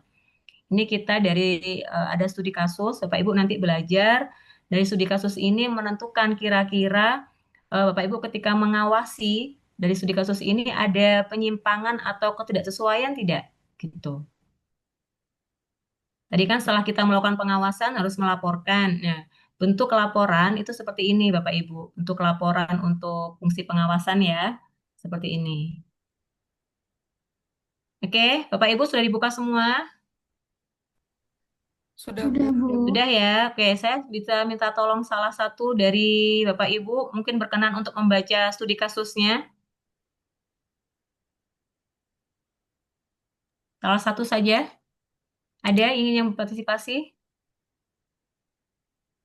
Ibu siapa tadi yang menjawab? Ibu Nabila ada? Ibu Nabila Oktariani. Iya, ada. Oke, mohon dibantu Ibu bisa dibacakan untuk contoh studi kasusnya. Baik. Tugas 1 pelatihan, mengawasi bahan proses dan produksi halal. Berkah Mandiri Nirwana merupakan salah satu yayasan yang bergerak dalam industri makanan dan minuman dengan pengembangan unit usaha catering pada penyediaan makanan bergizi gratis oleh Badan Gizi Nasional yang telah bersertifikat halal. Salah satu produk yang dihasilkan yayasan melalui Satuan Pelayanan Pemenuhan Gizi di daerah Klaten adalah menu MBG menggunakan PUGS atau Pedoman Umum Gizi Seimbang dengan siklus menu 7 hari. Pengadaan bahan dilakukan oleh kepala dapur ke PIK SPPG dan dikirim dengan form permintaan ke Koperasi CV 2 Sekawan yang telah ditunjuk sebagai mitra usaha pengadaan bahan produksi. PIK SPPG PIC ini Bu, ini bukan PIC, ya, PIC ya, penanggung jawab ya, SPPG ya. ya, PIC SPPG selalu menggunakan form PO dan penerimaan dalam pengawasan bahan produksi sesuai dengan e-katalog dan daftar bahan halal Yayasan Berkah Mandiri Nirwana. Oke, stop dulu Bapak Ibu. Kita tadi ya, masih diingat ya, pengawasan kan ada 5. Pengawasan pengadaan bahan ya, apa lagi? Penanganan bahan, kemudian pengawasan proses produk halal gitu ya, kemudian pengawasan produk, yang terakhir adalah pengawasan pengembangan. Ada 5. Ya, dari 5 pengawasan tadi, coba Bapak Ibu baca dari studi kasus ini, ada yang sesuai dan tidak sesuai, tidak? Dari kalimat pertama tadi, paragraf pertama tadi yang sudah dibacakan oleh Ibu Nabila, kira-kira ini masuk ke dalam fungsi pengawasan yang mana, Bapak Ibu?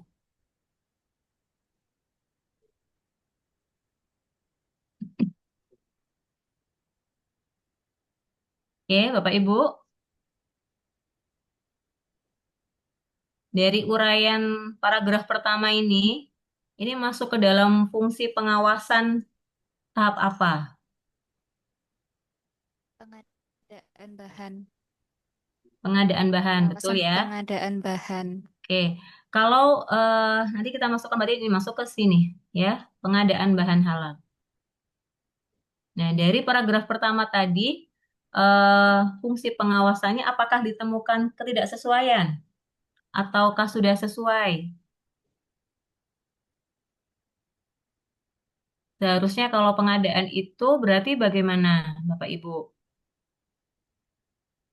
Kalau pengadaan kan berarti staf pembeliannya ya, accounting atau si purchasing-nya kan harus memastikan setiap pemesanan bahan sudah sesuai dengan daftar bahan halal gitu ya. Kalau di SPPG pakai e-katalog tidak Bapak Ibu?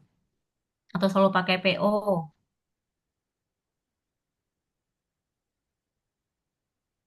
Gimana ini kok diem semua, bingung atau gimana Bapak Ibu? Sudah sesuai. Sudah sesuai. Kalau Bu Alfaiza sudah sesuai ya. Kalau sudah sesuai berarti kita tulis Bapak Ibu. Ya, contoh uraiannya. Nih kita kopas saja Bapak Ibu. Ya, ini pengadaan bahan. Nah, kita paste di sini. Ya, di sini ada bentuk laporannya, item apa yang dimonitor, yang diawasi, kemudian bagaimana hasil pengawasan dan apa rekomendasinya. Nah, kalau hasil pengawasannya terhadap pengadaan bahan, ya, tadi Bu siapa tadi ya? Maaf lupa. Menyatakan bahwa terkait pengadaan bahan halal ini sudah sesuai. Maka kalau sudah sesuai, Bapak Ibu tuliskan di sini rekomendasinya. Bentar, mending. Bentar ya Bapak Ibu ya. Kok nggak bisa? Nah, sesuai dengan misalkan prosedur gitu ya.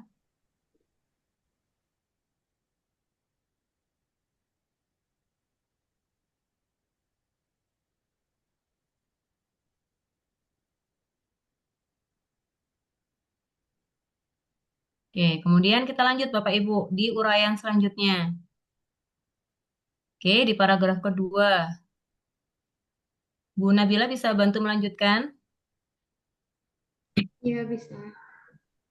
Setelah 6 bulan berjalan, PIC SPPG pun melakukan pengembangan menu yaitu bola-bola kecap dan melakukan pemesanan daging sapi giling dari Buono Joyo Berniaga sesuai yang tercatat di daftar bahan halal. Keesokan hari, daging sapi giling pun tiba di dapur SPPG.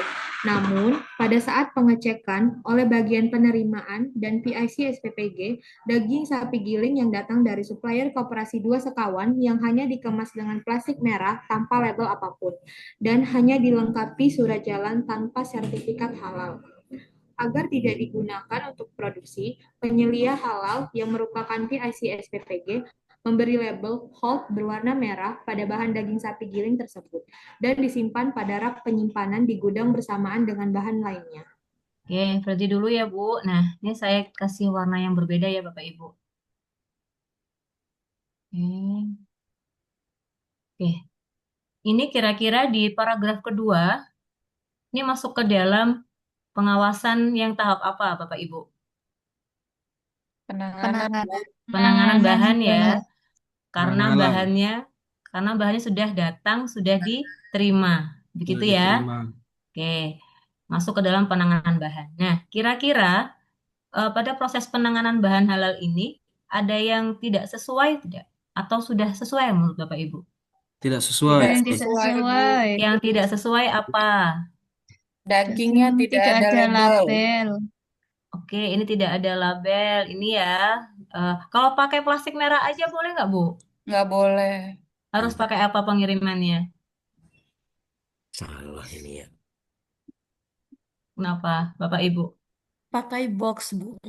Pakai box atau box frozen Kontainer. begitu ya? Oke, Kontainer. kemudian pakai box kontainer atau ini ya. Oke, kemudian ini ya, tidak dilengkapi dengan sertifikat halal. Itu ya, Bapak Ibu ya. Betul tidak? Betul, Bu. Betul, Bu. Oke, berarti penulisannya di sini bagaimana, Bapak Ibu, hasil pengawasan? Kira-kira bagaimana, Bapak Ibu?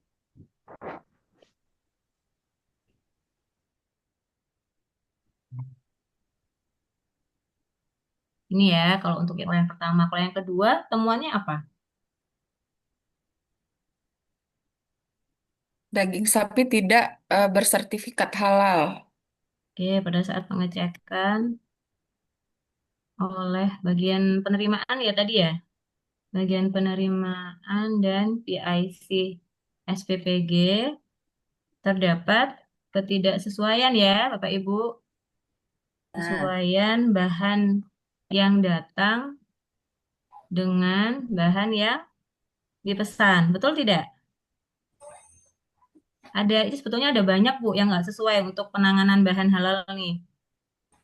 Yang tidak sesuai Suppliernya.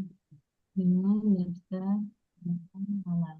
Jadi Bapak Ibu jangan lupa ketika kita memesan, membeli dan juga menerima itu pastikan dulu bahannya sama enggak dengan daftar bahan halal.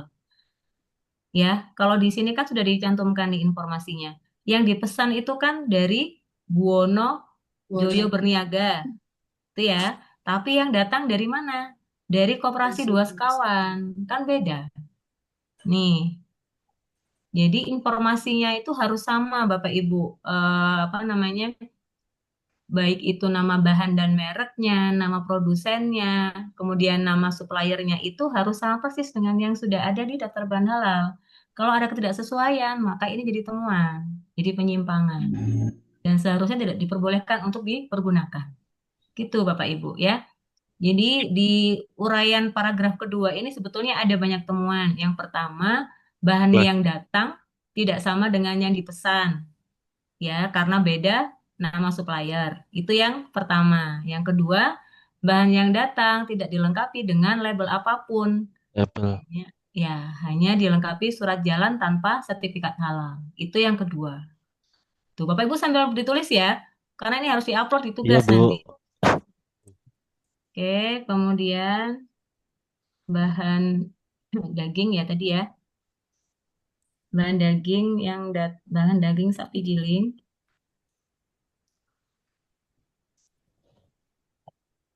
sapi giling tidak dilengkapi dengan label dan tidak dilengkapi dengan dokumen sertifikat halal. Begini Bapak Ibu, maaf Bang lengkap. Bahan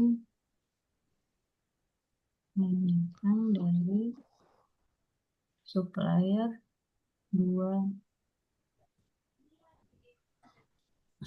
kawan. Seharusnya dari supplier Buwono.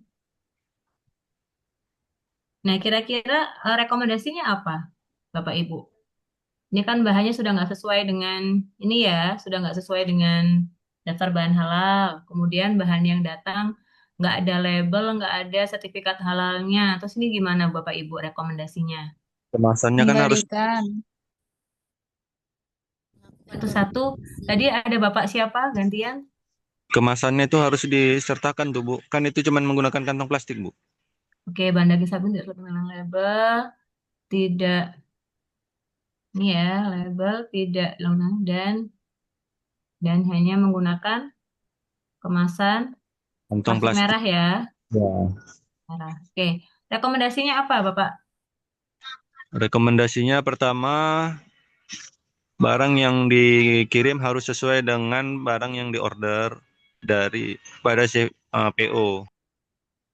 Menyarankan, ini berarti ketidaksesuaian ya. Bapak Ibu dikasih judul dulu. Ketidaksesuaian menyarankan Menyarankan bahan yang datang harus sesuai dari supplier yang di PO kan Bu. Oke, jangan lupa apalagi Pak yang paling penting harus sesuai dengan apa? Sesuai dengan orderan kita. Selain itu Pak, tadi saya berulang kali ngasih tahu nih Sesuai barang dengan itu. daftar bahan halal. Oke, itu yang paling penting juga ya Bapak Ibu ya. Selain sesuai dengan yang di PO-kan, harus sesuai dengan daftar bahan halal. Ini yang paling penting Bapak Ibu. Oke, yang Lalu kedua. Kedua, kemasan Bu. Kemasan wajib higienis dan tidak dikemas dalam plastik berkantong.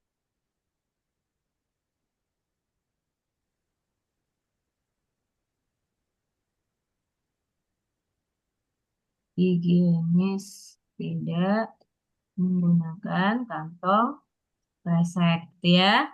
Nah, ini kan saran ya Bapak Ibu. Terus kemudian tindakan yang perlu dilakukan nih, kan bahannya sudah terlanjur diterima nih, sudah ada, sudah datang di area bongkar muat, sudah terlanjur ada nih. Nah, kira-kira langkahnya apa Bapak Ibu sebagai penyelia halal nih yang perlu Pengap- dilakukan?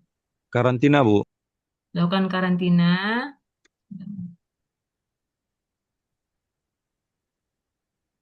Kemudian apa lagi? Langsung melaporkan kepada kepala SPBG untuk ditindaklanjuti kepada CV yang mengirimkan bahan Baik. tersebut. Dilakukan karantina terhadap Bahan yang ini ya, bahan yang tidak sesuai. Tadi apa bahan daging sapi giling, ya. daging sapi giling dari CV 2 sekawan. Kemudian kemudian berkoordinasi dengan pihak supplier yang sesuai dengan PO terkait bahan yang mereka kirimkan. supplier untuk bisa ini ya Pak ya, diretur atau tukar guling gitu ya. Ya, benar Ibu. Supplier untuk dilakukan proses retur gitu ya. Jangan Benar. lupa ya Bapak Ibu ya, dilakukan karantina dulu. Dengan karantina dengan memberikan label hold itu boleh ya, dengan memberikan label hold ya.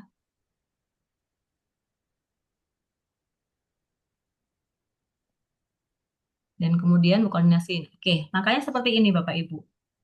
Jadi kalau menemukan ketidaksesuaian, Bapak Ibu harus rekomendasikan kira-kira tindakan perbaikannya apa. Kalau misalkan bahan kan kita bisa retur.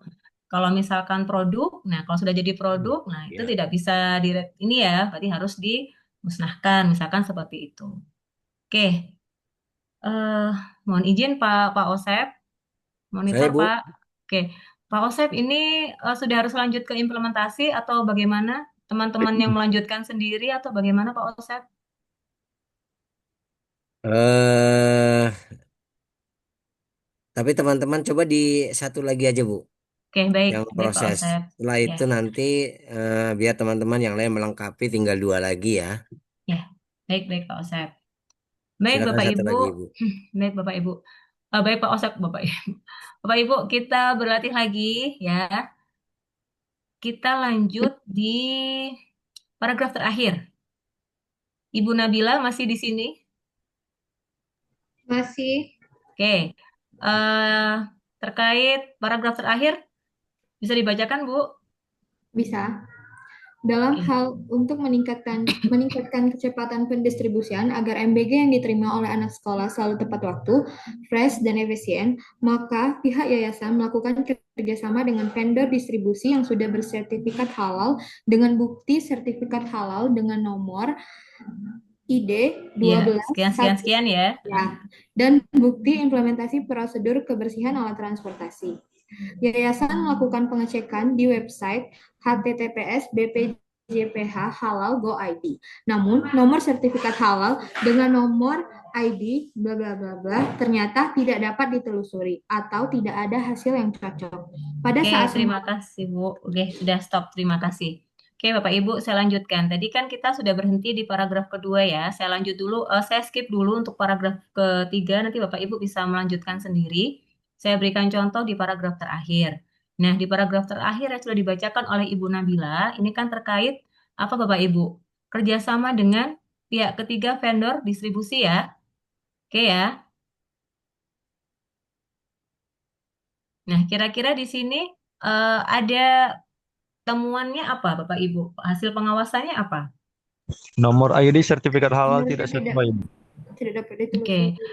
tapi langkah kalau misalkan Bapak Ibu nanti bekerja sama dengan pihak ketiga, dengan vendor distribusi, pastikan pihak ketiganya itu sudah memiliki sertifikat halal atau paling tidak buatkan nota kesepahaman atau surat kerjasama begitu ya, supaya si pihak distribusi itu selalu mengirimkan bahan dan produk yang halal dan dijaga kebersihan armadanya. Oke, baik ya, berarti yayasan ini ya.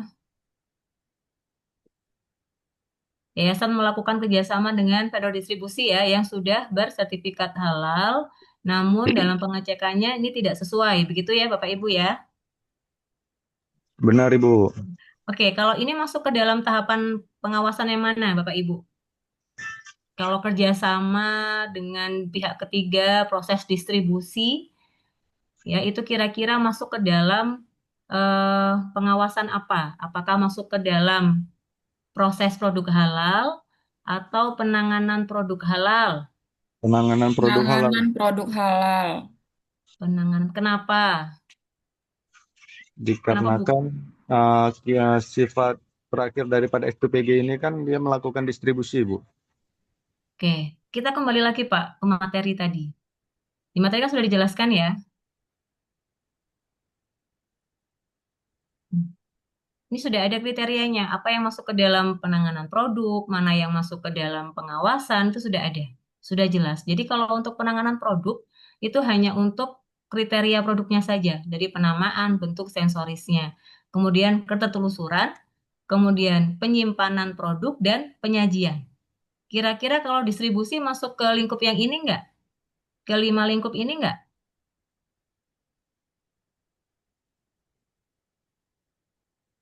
Gimana Bapak Ibu?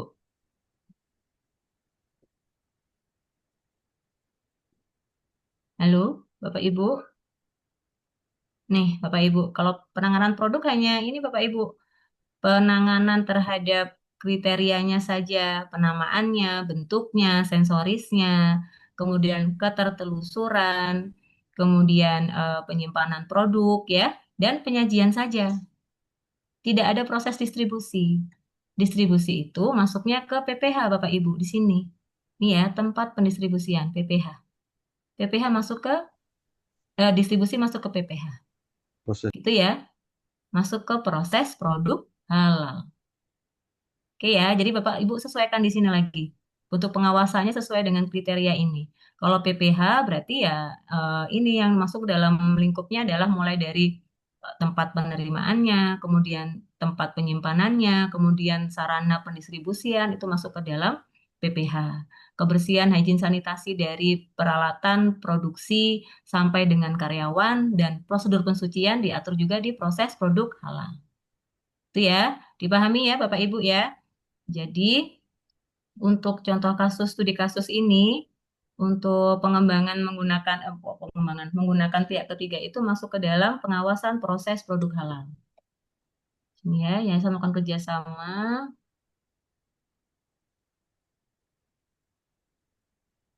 Oke, kemudian langkah selanjutnya bagaimana Bapak Ibu? Kira-kira. Berkoordinasi dengan pihak ketiga, bukan? Mm-mm. Berkoordinasi dengan pihak ketiga, menanyakan kenapa bukti sertifikat halal yang mereka terterakan setelah kita telusuri itu tidak sesuai, Bu. Konsultasi dengan pihak ini ya, vendor distribusi ya. Ya, benar, Ibu. Distribusi memastikan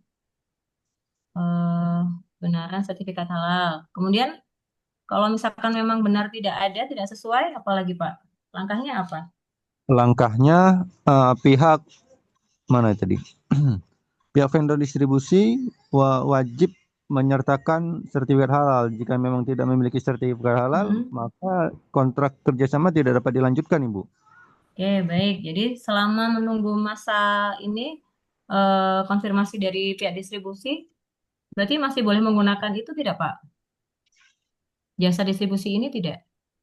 Kalau kontrak sudah berjalan masih harus tetap itu, bukan? Tapi kalau dia belum, kita harus mencari alternatif sudah lebih dahulu, Bu, yang memiliki sertifikat halal. Ya, berarti mencari alternatif ya. Mencari alternatif vendor distribusi yang sudah bersertifikat halal. Gitu. Ya, kemudian memastikan validasi sertifikat halalnya ya. Validasi sertifikat halal vendor. Jika tidak, ini ya Bapak Ibu ya, jika tidak mampu membuktikan, tidak dapat dibuktikan, maka diputus kerjasama, begitu ya? Ya, benar Ibu.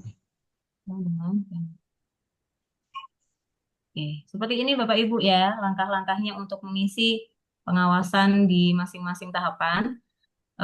Tinggal lengkapin lagi Bapak Ibu untuk nomor 4 dan nomor 5, penanganan produk halal dan pengembangan, sesuaikan dengan studi kasus. Apakah ada temuan ketidaksesuaiannya? Tidak. Kalau memang sudah sesuai, tinggal tuliskan saja kesesuaiannya apa. Kalau pengembangan produk ya, ini kan ada contohnya pengembangan nih. Pak Ibu ya, ini. Setelah 6 bulan berjalan, melakukan pengembangan menu yaitu bola-bola kecap. Kira-kira kalau misalkan pengembangan itu apa yang perlu dipastikan Bapak Ibu? Kita pastikan penamaan produknya, bentuknya, dan profil sensorinya apakah sudah sesuai dengan ketentuan tidak? Itu yang pertama. Terus kemudian kalau misalkan menggunakan bahan baru, pastikan penggunaan bahan baru itu sesuai dengan prosedur seleksi bahan baru. Seperti itu kalau untuk pengembangan menu yang baru. Bisa dipahami Bapak Ibu untuk pengembangan? Bisa, Bu. Oke, untuk yang produk ya, tinggal dicari sesuai studi kasus apakah ada temuan tidak. Kalau tidak ada temuan, cukup tuliskan sudah sesuai dengan ketentuan halal. Tapi kalau ada temuan, tuliskan rekomendasinya apa. Temuannya apa dan rekomendasinya apa. Oke ya. Nah, tinggal dilengkapi lagi Bapak Ibu formulir pengawasan. Tuliskan di sini harinya, hari apa, tanggal berapa, dan waktu gitu ya. Kemudian jika sudah lengkap, mohon di-upload tugas ini di sistem untuk yang absensi, sistemnya HI di tugas 2, Bapak Ibu. Ini di-uploadnya di tugas 2, bukan di tugas 1 ya, nanti tugas 1 dengan Bu Apin. Mungkin nanti yang ini disimpan dulu. Oke, baik Pak Osep. nanti biar bersamaan dengan kan di tugas 2 ini ada ini dengan ada yang penanganan produk tidak memenuhi kriteria. Biar berarti Oke, disimpan aja dulu. baik baik Pak Osep. Ya. Baik Bapak Ibu, sudah cukup jelas ya uraian untuk tugasnya. Nanti di hold dulu, maksudnya pengerjaannya nanti di uploadnya belakangan bersamaan dengan untuk yang penanganan tidak sesuai dengan kriteria halal. Oke, saya tutup dulu Bapak Ibu. Baik, terima kasih Bapak Ibu untuk partisipasi aktifnya selama kurang lebih 2 jam ini. Mohon maaf jika yang saya sampaikan ada yang masih kurang berkenan atau kurang jelas. Nanti bisa ditanyakan juga ke narasumber berikutnya atau juga ke fasilitator pendamping masing-masing. Baik, terima kasih. Yang mohon maaf, saya akhiri. Akhirul kalam. Wassalamualaikum warahmatullahi wabarakatuh. Terima kasih Bapak Ibu. Pamit undur diri. Terima kasih Terima Bu kasih, Bu. Aulia yang sudah menyampaikan. Bapak Ibu sekalian, saya ingin meluruskan sesuatu ini karena ada peserta yang misalkan ini maaf ya biar biar biar kita sama-sama mengerti ini. Kami belum mengerti mengenai SPPG karena belum ke tempat langsung, soalnya saya pendamping halal. Terus ada juga dari saya juga pendamping halal. Saya tidak SPPG.